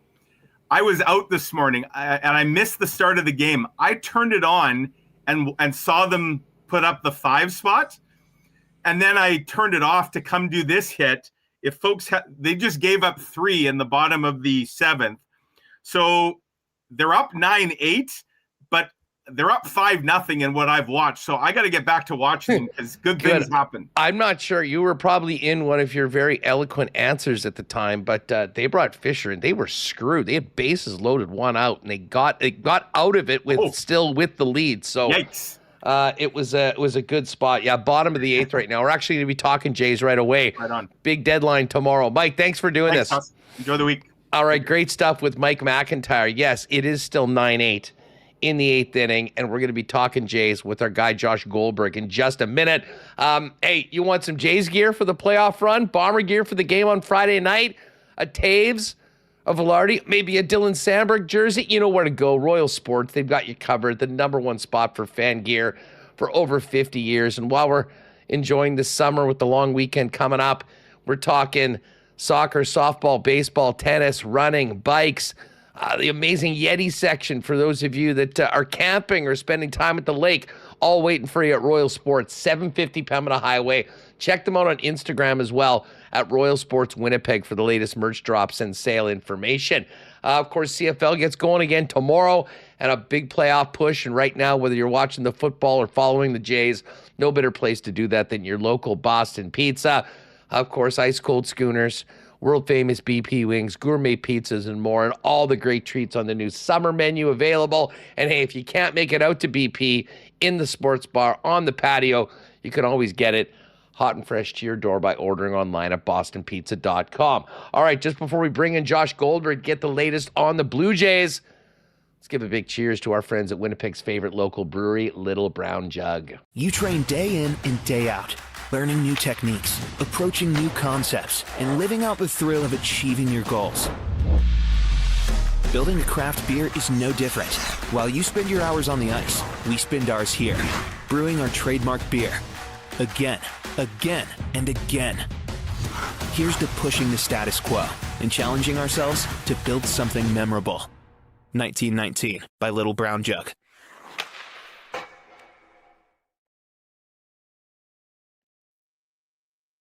All right, let's get into a little bit of Jays talk in the middle of this chaotic finale to the series with the Baltimore Orioles. Josh Goldberg from Blue Jays Nation joins us now. Josh, this has been one hell of a roller coaster. I got kicked out of my place for a fire alarm in the middle of this show. Came back to see Bo getting a hit, putting a couple in, and it's just been nonstop on both sides ever since. Yeah, Nathan Lucas pinch hit home run, and then it's like, oh, there's the Jays again, the Jays we know and love, and then the Jays of the last 72 hours, the bottom half of the inning, giving up 3, and they got really lucky. Braden Fisher got majorly bailed out on a full count pitch that if the ABS system was in place, that would have been called the ball, and the game would have been tied. So at least for another day, Jays fans can thank the incompetence of home plate umpiring for keeping them in the lead. And this is a big game. They got to find a way to win. Getting swept ever is tough, but after the vibes were so high on Saturday, they were 8-1 and everything was looking great. It was bound to happen at some point that maybe you would have a little bit of a skid, but they just haven't been playing crisp baseball the last few days. And to get a win, then the deadline tomorrow on off day, then you're back at home for a homestand. It would really help the momentum if you were able to hold off the Orioles here and just find a way to get out of Dodge and get a win. I got to tell you, I mean, I saw our buddy Johnny Genta tweeting out in between the ups and downs of everything going on that he said the Jays could go 120-42 and they'd lose 40 in a season to the Baltimore Orioles. Like, it doesn't matter whether the Orioles are good or whether they suck like they have pretty much all year. They just seem to be the Toronto Blue Jays kryptonite. Yeah, it really is one of these weird things where they've just been on everything this whole series. Like, they scored 16 runs in the first game. They've just been tattooing Blue Jays pitching. They've been squaring up everything, and they have talented players. And it's funny, if this series was a week from now, that Orioles team would look a lot different. Cedric Mullins, who has robbed 2 home runs, including one of the most spectacular catches of the season today, taking a home run away from Ali Sanchez. He's going to be gone. Ryan O'Hearn, who has killed the Blue Jays, hit a home run today, has hit home runs against them a number of times. He's going to be gone. I'm sure Sir Anthony Dominguez is now a member of the Blue Jays. He's gone. Other guys are probably going to be gone. But it's just one of those things. Maybe for whatever reason, the eyes get bigger because a lot of these Orioles hitters know that they have a lengthy track record of success against Blue Jays pitchers, gives them a little bit of a pep in their step. I'm not really sure how to explain it, but it does appear that they have Toronto's number for whatever reason. Speaking of Dominguez, Sir Anthony Dominguez just got them out of the 8th inning, so they're now into the 9th. He pitched last night again. Fun fact, when they required him, I thought his name was like Anthony Dominguez, but he had been knighted, like Sir Anthony Dominguez. But no, it is in fact Sir Anthony, S-E-R, that is his name. That's been the first ad. Listen, it's already frankly borne some fruit, at least right now in this game. Tell us about the player and the trade. I liked it. I know that there were some people who were like, hey, you're giving up your number 10 prospect for a rental reliever and not a rental reliever who you would be considering to be quote unquote elite. But he's been really good for the most part in his career, especially in the playoffs. I think he's over his last 3 playoff runs. He's pitched almost 18 innings and has a minuscule ERA, good strikeout numbers. There's some concern there. He's walking more guys this year than he has at any point in his career, and he's had some issues against left-handed batters. He's incorporated a splitter. Maybe he can learn some stuff from Kevin Gausman, who is obviously the split king. Maybe he can tweak some stuff to get it come in at a better clip than it was, but it has been mostly good when it's been effective. And he's just another option in the latter stages of ball games. You saw it the last 2 nights. Last night, great pickoff move, couple of strikeouts. Today, sort of the same thing. Was very effective, very efficient. And with Jimmy Garcia, a real question mark, and probably more likely than not to not necessarily be a factor the rest of the season with that elbow injury. He can kind of slide into that role. I do think that they need to get at least one more reliever who can miss bats, because we saw it last night. The Jeff Hoffman thing I'm still uneasy about it. Like there's been too many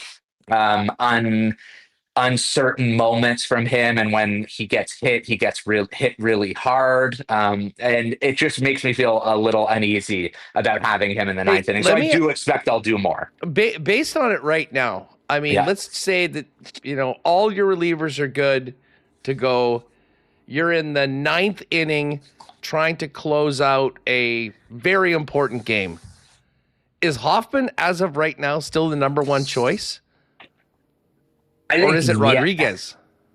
I think, yes, it's still probably Hoffman, but I think the leash has gotten a lot shorter. Rodriguez was rough today for the first time in a while. Like, I think over his last 30 plus appearances. Yeah, his ERA was under 1 over his last 32 appearances. Sometimes it happens. He just didn't have command. He wasn't trusting his fastball very much. But he has experience pitching in high leverage in Japan. He was really good. That was part of the reason that the Blue Jays liked him. And obviously he's been lights out this year in big spots. I think there's a chance that the closer of the team's not currently on the roster. Like I think in the next 27 hours, there's a decent chance, if not a more of a probability than a possibility, that the Blue Jays go out and get another relief pitcher with some closing experience. For me, there's 2 guys that I think make the most sense. David Bednar of the Pirates or Ryan Helsley of the Cardinals. Both are closers. Both are 2-time All-Stars. Helsley's a rental. Bednar's got another year before he's a free agent. There are other names out there.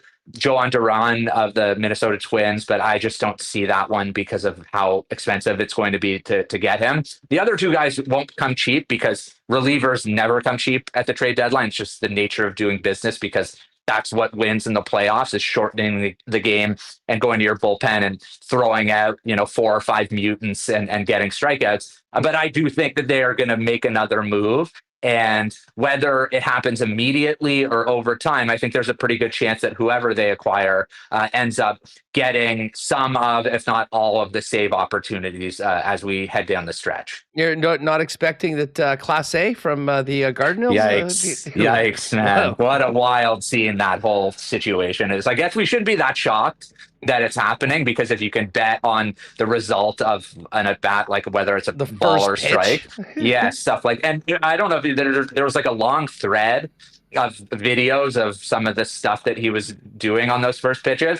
It was egregious. Like he was putting spiking pitches. And the fact that his teammate is also under investigation for the same thing, it's obviously pretty damning, and it's a huge blow to the deadline.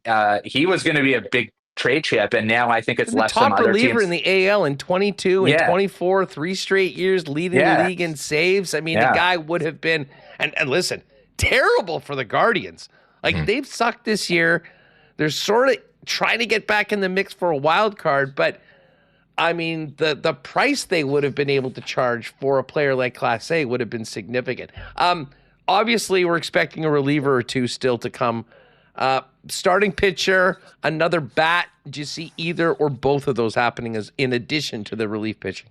I hope so. I think that yesterday, I know that you don't want to overreact to a doubleheader in the middle of a really busy stretch, but the combination of Easton Lucas and Lazaro Estrada as kind of one of, if not the next man up, if something were to happen to one of your 5 starting pitchers, should not make you feel particularly good. That's not a great spot to be in.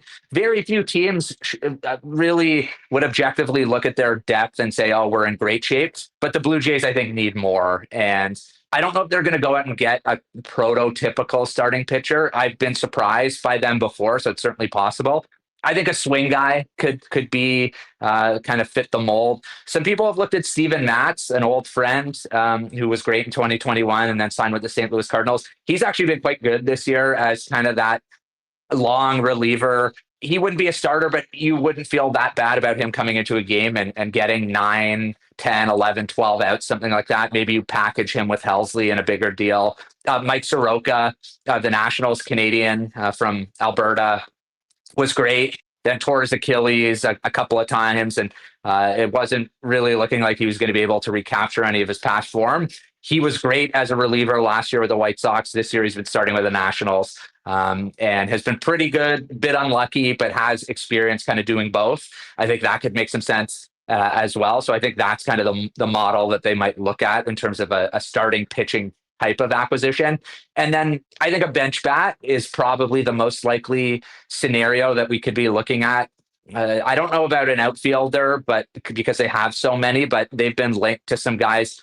Willie Castro of the Minnesota Twins is kind of one of these Swiss Army knives who plays a bunch of different positions. A switch hitter, obviously does nice damage against lefties. I think that could make some sense. He got pulled in the 9th inning today. And anytime somebody gets pulled on a team that is thought to be a seller, you're always on hug watch and wondering what could happen there. So I think that type of player who is comfortable not necessarily being an everyday option can be a part-time player, pinch hitter, defensive replacement, play a couple times a week. I think that could be the type of player that they're looking at. It'll be an interesting day tomorrow. And of course, the Jays are off. They've got the day game today. So they'll have kind of 48 hours before opening up that series against the Royals. And we'll see how different this team looks when they get back to the Dome on Friday. Josh, your boy Hoffman's in for the save. I'll let you grab the barf bag and enjoy the ride the rest of the way. Oh, man. Let's cross our fingers here, Huss. Hope for the best. Talk to you soon, pal. Thanks so much for doing this. There's Josh Goldberg. Always love having him on to talk Jays, and we'll continue to follow the Bluebirds. As mentioned, Hoffman's in for the save. It's 9-8 right now. We'll keep our eyes on that over the course of the okay, they're down to 2 outs. Nicely done by Hoffman. We do have some Bomber news, gang. Mike O'Shea has said it's unlikely that Zach Collaros will be starting, courtesy of Ed Tate. So it sounds like it'll be Streff. And who knows how much preparation that they've had. Just, as John Hodge laid out a little earlier, no media availability this week and no media availability to practice. Here's Ed Tate. Mike O'Shea just said in his media conference he does not expect Zach Collaros to play this week against Toronto, which means it's up to the Strevolution and Terry Wilson to find a way to get a win Friday night at Princess Auto Stadium. Gold Eyes back at home tonight one more time before they hit the road. Beautiful night tonight for a ball game. It's such a tough grind for the Gold Eyes. I mean, losing so many close games. They dropped a 4-2 decision last night to Fargo Moorhead. However, tonight is Ukrainian night. Always a fun night at the ballpark. First pitch, 6:30 between the Fish and the Fargo Moorhead Redhawks. 982 base, goldeyes.com. You want to get tickets for that.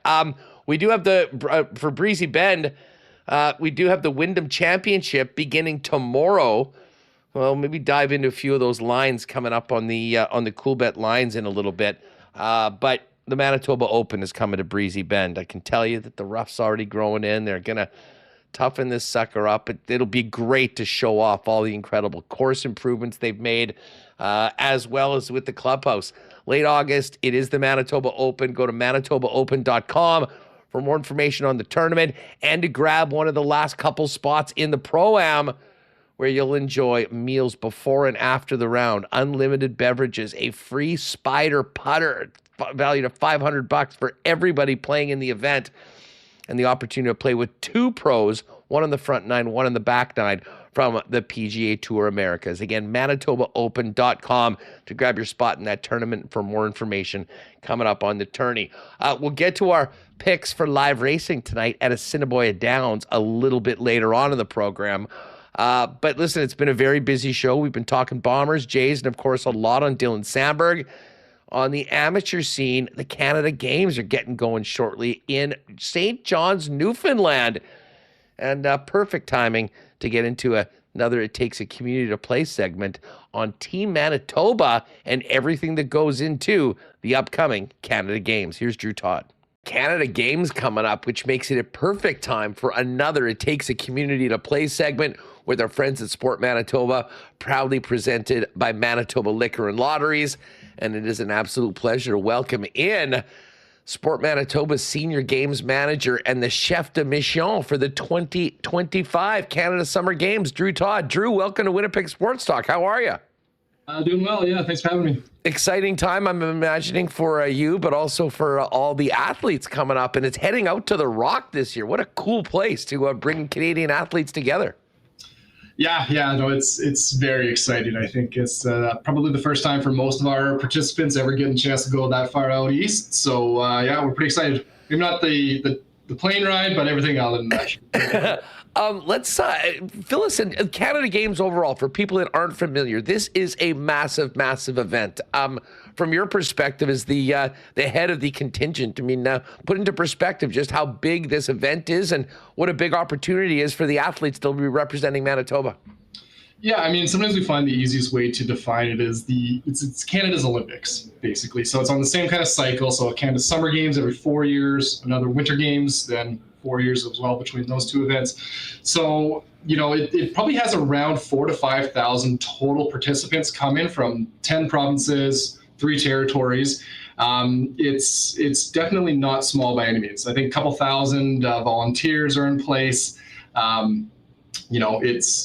They try to hold it in somewhat small cities, but I think you kind of have to have a city with at least maybe 100,000 people even to have the facilities and stuff around, because it is very big. But it's at the point I think we were talking earlier, you have to split it into 2 different phases just to have enough rooms at the university to house all the athletes. So 19 sports, 5,000 athletes. It's pretty big. How old are the athletes? Are they senior competitors? Are they junior? Does it depend on from sport to sport on who's competing in it? For sure, especially when you look at chronological age, it does depend on the sport. But I think as a generalization, it's kind of athletes that are maybe at that very on the cusp of that junior national team, or maybe some that have represented Canada a little bit at some international events, but they're kind of ready to sort of make that jump. The best each province has to offer, and then try to hold on and get into that national pathway. I'd say probably our youngest athletes are around 12, 13 for some sports. And then for others that are maybe a little bit later in development, you're looking at early 20s. But, the majority are around probably 17, 18 years old. Now, needless to say, with such a big event, this is a large contingent. How many Manitoba athletes? Well, fill us in the entire Manitoba contingent, because it's much more than just athletes, and then we can sort of get into the sports that they'll be representing. Yeah, when you look at the total, we're working on just under 500 people. So I think my number was 494, which includes about 375 athletes. So big chunk of athletes. But you can see there's well over 100 extra support staff between the coaches, the administrators, volunteers that come in to help out as well. Just give us a rundown of some of the sports that are in, and is there any new sports that haven't been in before? Well, artistic swimming is in the Summer Games for the first time in a while, but it's been traditionally in the Winter Games cycle, so it's not brand new or anything like that. Lacrosse, also their first time back in the games was in the last event in Niagara. Of course, that one was very impacted by COVID, so this is maybe their first chance to really kind of present themselves as part of the games. But I think the one that we're really excited about is female baseball is in the games for the very first time. Kind of typically you just had male baseball and then, maybe a little bit of male softball, but heavily on female softball. This time we're sending a team for both genders, and we're really excited. They've been really pumped up and done a lot of work there. So there's going to be a nice big ceremony kind of at the first pitch and things like that to show it off. That's actually really cool. And I'm just going to ask you about that. We've seen, females, especially here from Manitoba, produce some incredible softball players, fast pitch. How long is female baseball, and where is it at in the growth? I mean, is there leagues right now, or do you have sort of a small group of players maybe moving over from some of the other similar sports to make this team and sort of grow the game? Yeah, like I think in Manitoba, it's been around for a little while, but obviously it has never had the stage that it has this time around. I think some of my conversations with the governing bodies in baseball, they're finding a lot of softball athletes kind of fall off on the sport maybe in their mid-teens, which is where they kind of transitioned into baseball. So, even though maybe formal baseball leagues haven't been around for a long, long time, there's so much talent transfer between softball and baseball, and then maybe even some other sports, that our athletes aren't exactly, rookies or brand new going into this. Drew Todd's with us, the chef de mission for the upcoming Canada Games for the Manitoba contingent. You mentioned there's 375 athletes, but you're close to 500. How big a part is the support staff, the volunteers, everyone that's not an athlete working with you to make an incredible experience for these young people over what should be a real special week in all their lives? Yeah, and I think it's a bit of a shock sometimes to people just understanding all the complexities that go into a multi-sport games. It's this, there's a lot less almost like freedom, a lot more restrictions put in place, which means a lot of prep work that has to go ahead of time. We have to register everybody months in advance so they have their badges to get through security and all these kind of things. They're not allowed into certain areas of villages and venues and stuff like that. So definitely a lot of work ahead of time in communicating that out to the athletes. So whether it's the coaches or some of the mission back office staff, we are sort of that liaison, that almost middleman component between the event organizers and the athletes and maybe their parents. But, the coaches, I gotta say for sure, like some of them are paid professional coaches, but many of them are just volunteering their time, and they have been committed to their teams for years now, trying to get them prepared for this game. So they are really, really putting in the work. Drew, tell us about the job of the chef de mission, and how long have you been working, preparing behind the scenes to get ready for St. John's? Yeah, I mean, the games are so big that this really is my primary job. Between the Canada Games and the Manitoba Games, we kind of have, there's not a lot of time in between, even though the actual games are only once every 4 years. The prep work has to go in for years in advance. I think the first time I had a chance to go out to Newfoundland was about a year ago. We were in meetings for about 6 to 12 months with the event organizers ahead of that. And it's again, really kind of being that person to communicate all the critical updates and the vital information down to the people that actually need to use it.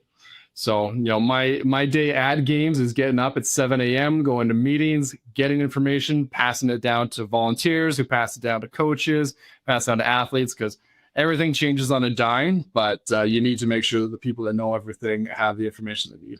Just thinking about how big an event this is and where it happens to be taking place, I imagine just the logistics of getting everybody there is it is a big part of the job.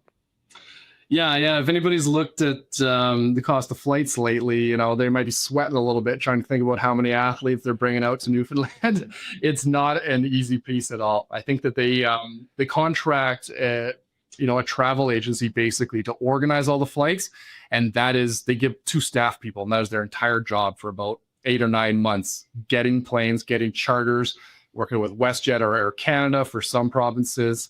All the sport equipment is sometimes forgotten. It's one thing to throw everybody onto a plane with their luggage. It's another thing to think about how to get pole vaults out there, how to get sailboats out there, how to get kayaks out there. So there's so many different moving pieces. And then, not even thinking about throwing in a ferry to get out to the island as well. So do they do that? Like with something like a kayak or a boat? I mean, that's not fitting in the overhead compartment on your flight. Yeah, exactly. So, fortunately, we have a pretty strong provincial sport organization, and they're used to taking these boats around the country to different events and things like that, but probably not quite on this scale all the time. So, we have a couple boat drivers going from Manitoba, but apparently they've been working closely with BC, Alberta, Saskatchewan, Yukon. So there might be a convoy of, these giant trucks with boats kind of hanging out the back, going from one end of the country to the other one. So yeah, it's quite the journey.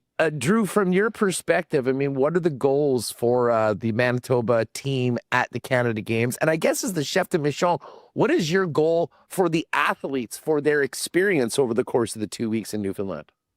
Yeah, it's a good question. I think it probably comes down to 2 points. Like for performance-wise, we're not at the stage where we just want to go there and show up and have fun. We are there primarily for sport. This is a launching pad into the high performance system in this country, and we want to start developing more Manitobans to make national teams. So when we kind of look at results, we're shooting for around 40 medals, which would be a little bit of an improvement over what we did in Niagara. But there's also this, I'm not going to get into how it's calculated exactly, but there's this metric called flag points. And it's really a measure of a province's overall strength. So not just looking at the top 3 finishers, but looking at kind of every single athlete you send, how they, what result they have 1 through 50, depending on the sport. And we would really like to see some growth and improvement every set of games, because I think that'll kind of understand that the floor of Manitoba's performance is moving up to eventually start producing more champions more frequently overall. Drew, in these segments, and whenever we're talking about amateur sport, we do like to focus on the athletes, and that is what the stories will be about coming out of the event. But from your perspective, and certainly working with Sport Manitoba, knowing how important volunteerism and people committing their time, often there's summer holidays, to events like this. Just from your perspective, I mean, how important and integral is the time and effort of some of the unsung heroes, volunteers and whatnot to an event of this scale? I mean, we wouldn't be able to produce sport events like this in this country without it. I already said there's an army of volunteers in St. John's, but there's also a big chunk of people here in Manitoba that are helping us get kind of from Winnipeg into Newfoundland there. So it's not just the summer that they have to give up. It's also like we select kind of some of our key volunteers about 8 or 9 months ahead of time, and they start working with teams almost immediately. So they're showing up to practices. They're giving them all the information that the teams need in order to be successful at games. Kind of every week, a few times every month in the lead up, they're attending important meetings and things. So it's a huge commitment. But again, we would not be able to do this if it wasn't for these volunteers. So it is very important for us that we try to make sure that the volunteer experience is just as good as the athlete experience. This shouldn't be a job that you don't want to show up to. This should be something that you get to do and you're really excited to do, because when our volunteers and our staff are excited and they're having a good time, that energy then bleeds through the athletes. And when they're feeling good, they're going to perform their best. And then overall, everybody's just having a better experience for it. Well, I think, we've done a lot of these sort of segments, but I'm not sure if there's a better example of the it takes a community to play epithet than this event right now. And obviously what's happening with Team Manitoba. Listen, we're looking forward to hopefully some great performances and great athletic stories from Team Manitoba out there. They've got a great website with information on all the sports. Will people be able to catch of it? Like, how can people follow some of our Manitoba athletes when things get going? Absolutely, yeah. The great thing about the Canada Games is just getting better and better when it comes to broadcasting. So nearly every single sport and every single competition, match, game, whatever the case may be, should be streamed live online on the Canada Games website.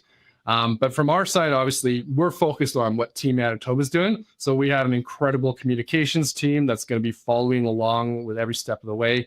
On social media, we're going to be all over Instagram, TikTok, Facebook, with updates not only of what's going on the field of play, but just village life. How are athletes doing on behind the scenes? How are they enjoying the athlete entertainment areas? How are they enjoying pin trading, their clothing, that kind of stuff? We're also going to have blogs up on our website. We try to do features with every single team, every single coach, and a lot of that information is already there. So if people are interested, they can check it out. We are having basically had our media conference yesterday where we unveiled our walkout uniforms, our flag bearer, and our entire roster of athletes that are going to games. So we're going to try to hit you from every angle, but hopefully everybody's able to follow along and cheer us on from home. Well, listen, all the best to you, everyone supporting our athletes, and of course, the nearly 400 athletes representing Manitoba out at the Canada Games. It's always an incredible and sometimes the highlight of the sporting career for many young people, but also an event that creates, a path moving forward for many of our future Olympians. So can't wait to see it. Wishing you all well, Drew. Travel safely and have a great time out at the games. And we'll be paying attention right here on Winnipeg Sports Talk. Yeah, thanks so much. We appreciate it. Great stuff. That's another episode of It Takes a Community to Play with Sport Manitoba. Canada Games coming up on the Rock in Newfoundland. And we'll be following it here on Winnipeg Sports Talk. All right, appreciate Drew jumping on, and good luck to all our Manitoban athletes at the Canada Summer Games. It is a final. The Jays avoid a sweep, a 9-8 roller coaster win, and Jeff Hoffman did come out and did successfully close out the ninth without too much chaos. So nicely done for the Blue Jays. They get a win. Let's get over to the Coolbet lines for today. And listen, if you caught CFL 110 yesterday, and I did mention we did put up a CFL 110 parlay, this is a perfect reason to join us on Tuesdays for CFL 110 when it premieres. Because the lines have moved so significantly, I hope that we still keep getting the lines on Tuesday. Yesterday when we did when we did CFL 110 at Coolbet, the Calgary Stampeders were 5-point favorites over Ottawa. The Bombers were 6.5-point favorites over Toronto. Hamilton was a 4.5-point favorite over the Elks. Today, get this, Remis. Ottawa is now 3.5-point favorites in this game. The line has moved 8.5 points. And we were in on it on the right side earlier on. Of course, with the news of Zach Caleros, the Bomber number had already gone down from 6.5 to 4.5.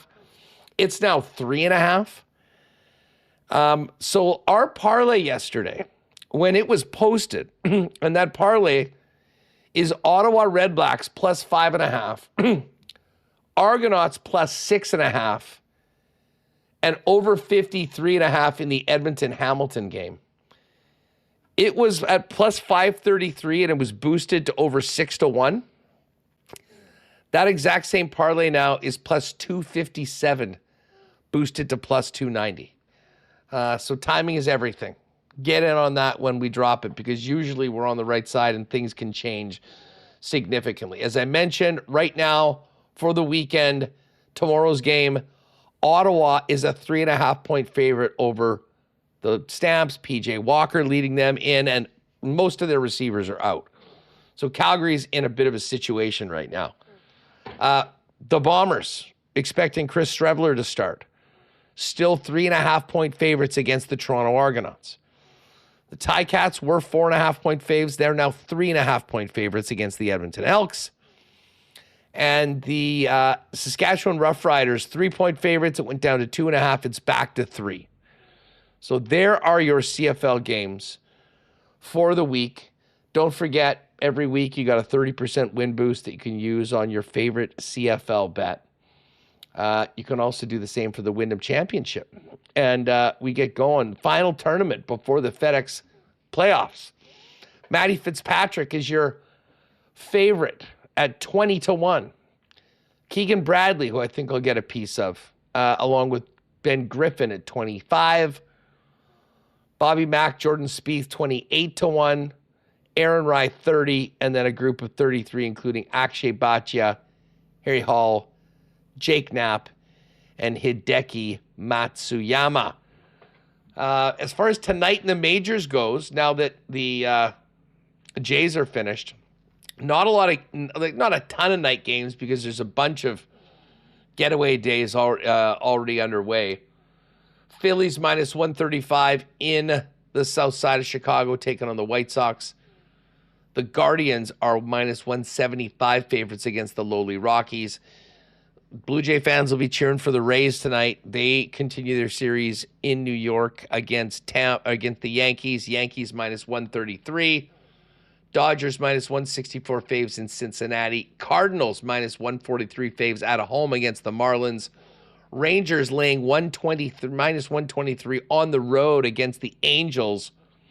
And Remis Mariners minus 147. And the Athletics plus 125. We do have this. This would have been, I should have brought this up talking to Josh Remo. Check out the MLB, but underneath that, check out the MLB specials. Just at the bottom of that page. We've got a listing to be a Toronto Blue Jay on August 1st. So this, if you've got some intel on who the Jays are going to acquire, this is where to put your money on it. All right, Mitch Keller, plus 110. Merrill Kelly, plus 175. Eugenio Suarez, that would be a huge ad. He's 2-1. Sandy Alcantara, plus 225.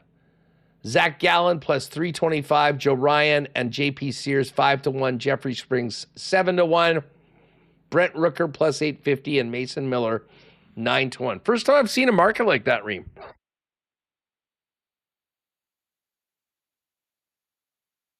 Yeah, we had fun NHL offseason betting Jonathan Taves, what team he would be on. That worked out. Successfully, I might add, for both of us. That worked out. So I'm not sure. Suarez would be a big get. Are they going for a pitcher in Keller or Kelly? Going down, that would be crazy if you added someone like Brent Rooker, who we just saw in the home run derby, and Mason Miller, pretty big arm in the bullpen. I think it's going to be one of the Keller or Kelly seem to be the guys, and the odds do reflect that. But Suarez, I think, could be the biggest impact if you have that kind of bat in the lineup. So the trade deadline, we are counting down to the MLB trade deadline. We'll see. And they did get Sir Anthony yesterday, but it's one name, like SER Anthony. Not it wasn't Knight at us. Yeah, as I said, that's what he thought. It was Sir Anthony Hopkins at the start. See Gabriel Diallo doing well at the ATP. We got the women's tennis going on. Shout out to Canada's Victoria Mboko, who upset Sophia Ken yesterday. She's back at it tomorrow as a very slight favorite. I mean, this is, I think, our real Canadian hopes on Mboko right now. Tonight, it'll be Jeannie Bouchard against Belinda Bencic. Jeannie's a massive dog, plus 850. Sort of a miracle that she won her first match. If you're on a little Jeannie magic finishing up her career, plus 850 tonight. All the matches are up there that are taking place right now in Montreal, and then over the ATP Toronto.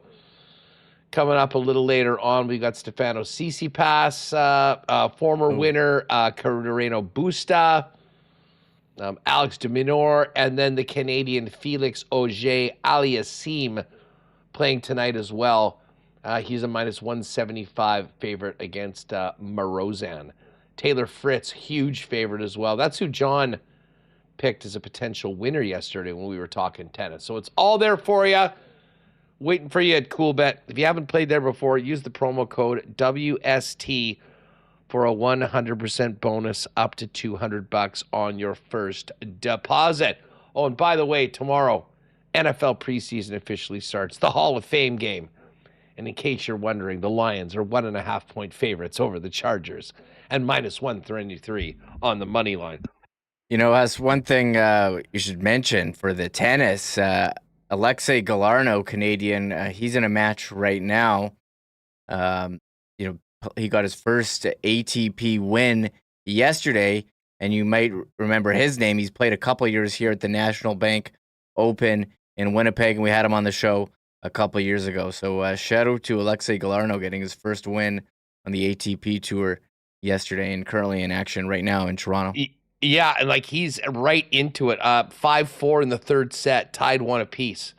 So we'll hopefully have some more Canadian content continuing through.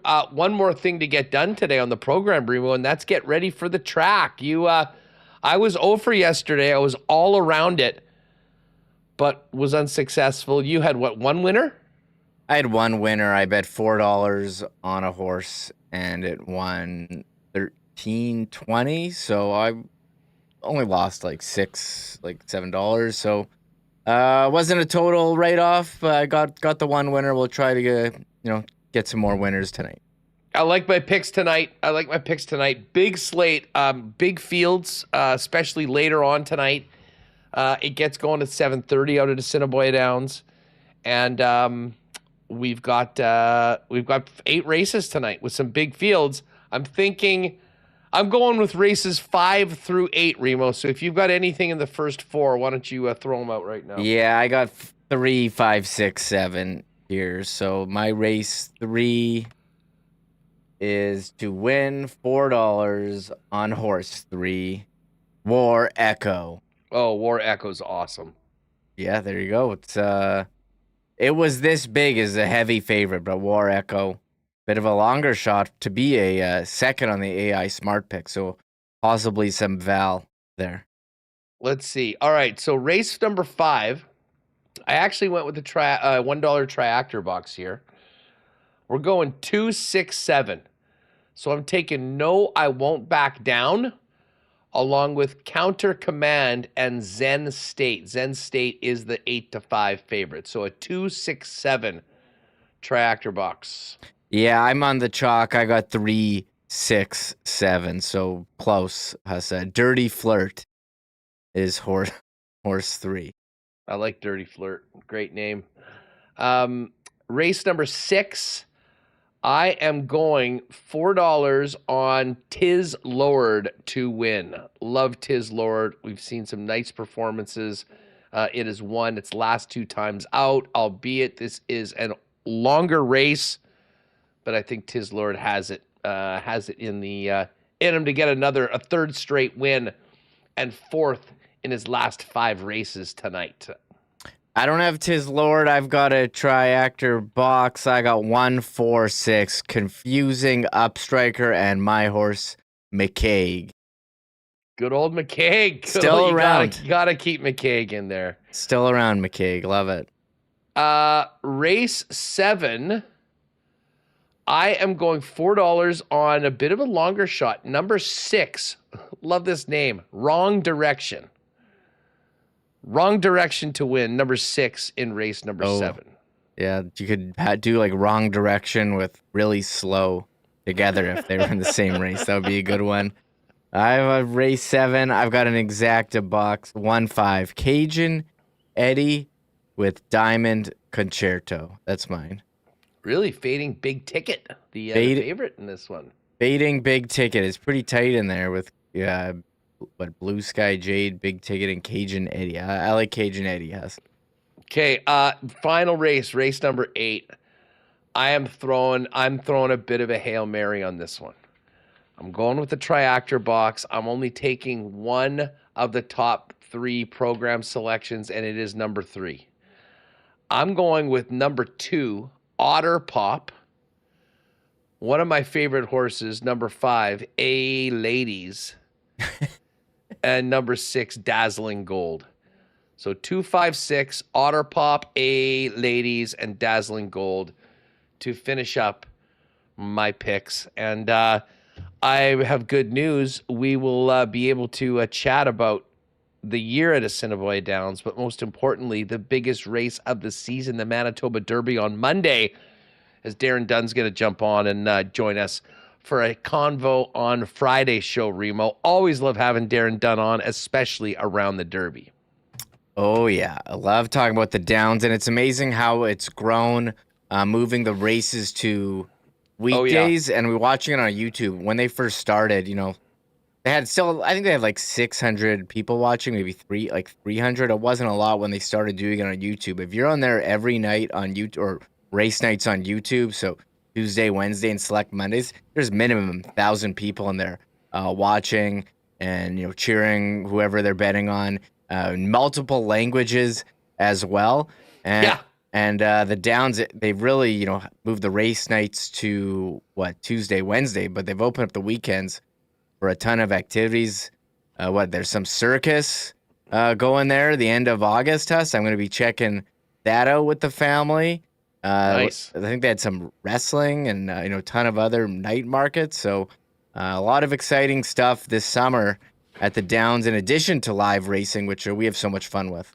Yeah, I mean, just check out asdowns.com for updates on the night markets and some of the other events. The Big Derby press conference is tomorrow. Would love to get out there for it, but it is tough to the timing to do that with the timing of the show, with that lock shop and all that. But we will have Darren Dunn on Friday, so we will look forward to that. I'm fired up, Remis. My first fantasy auction of the year is tonight, and I'm a lot. And I don't know why this is. The last couple of years, I was a little. I don't know. I didn't prepare as much. The draft sort of caught up on me. I have been so fired up for NFL, and it's not just because the Bombers haven't won in a month, but I've been all over fantasy, and now we finally get to make some picks tonight. I cannot wait.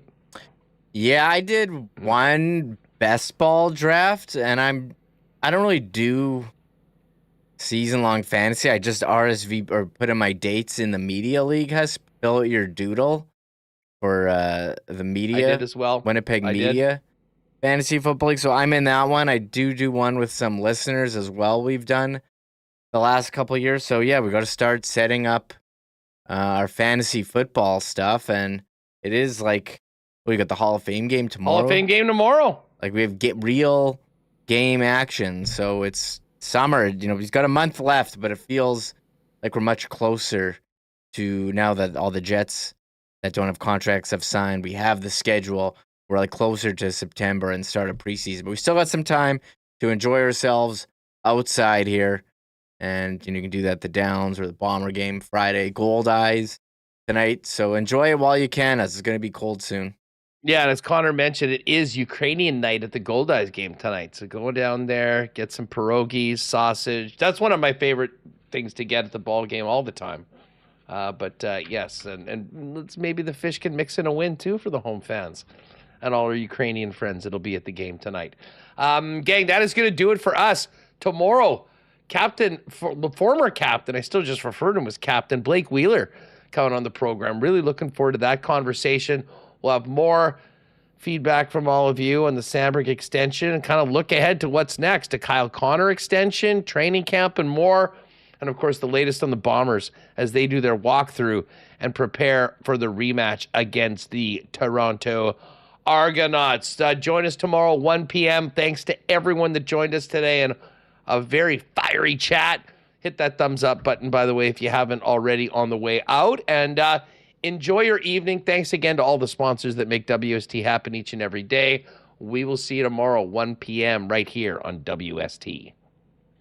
Oh, my God! Oh! Shut it down! Let's go home!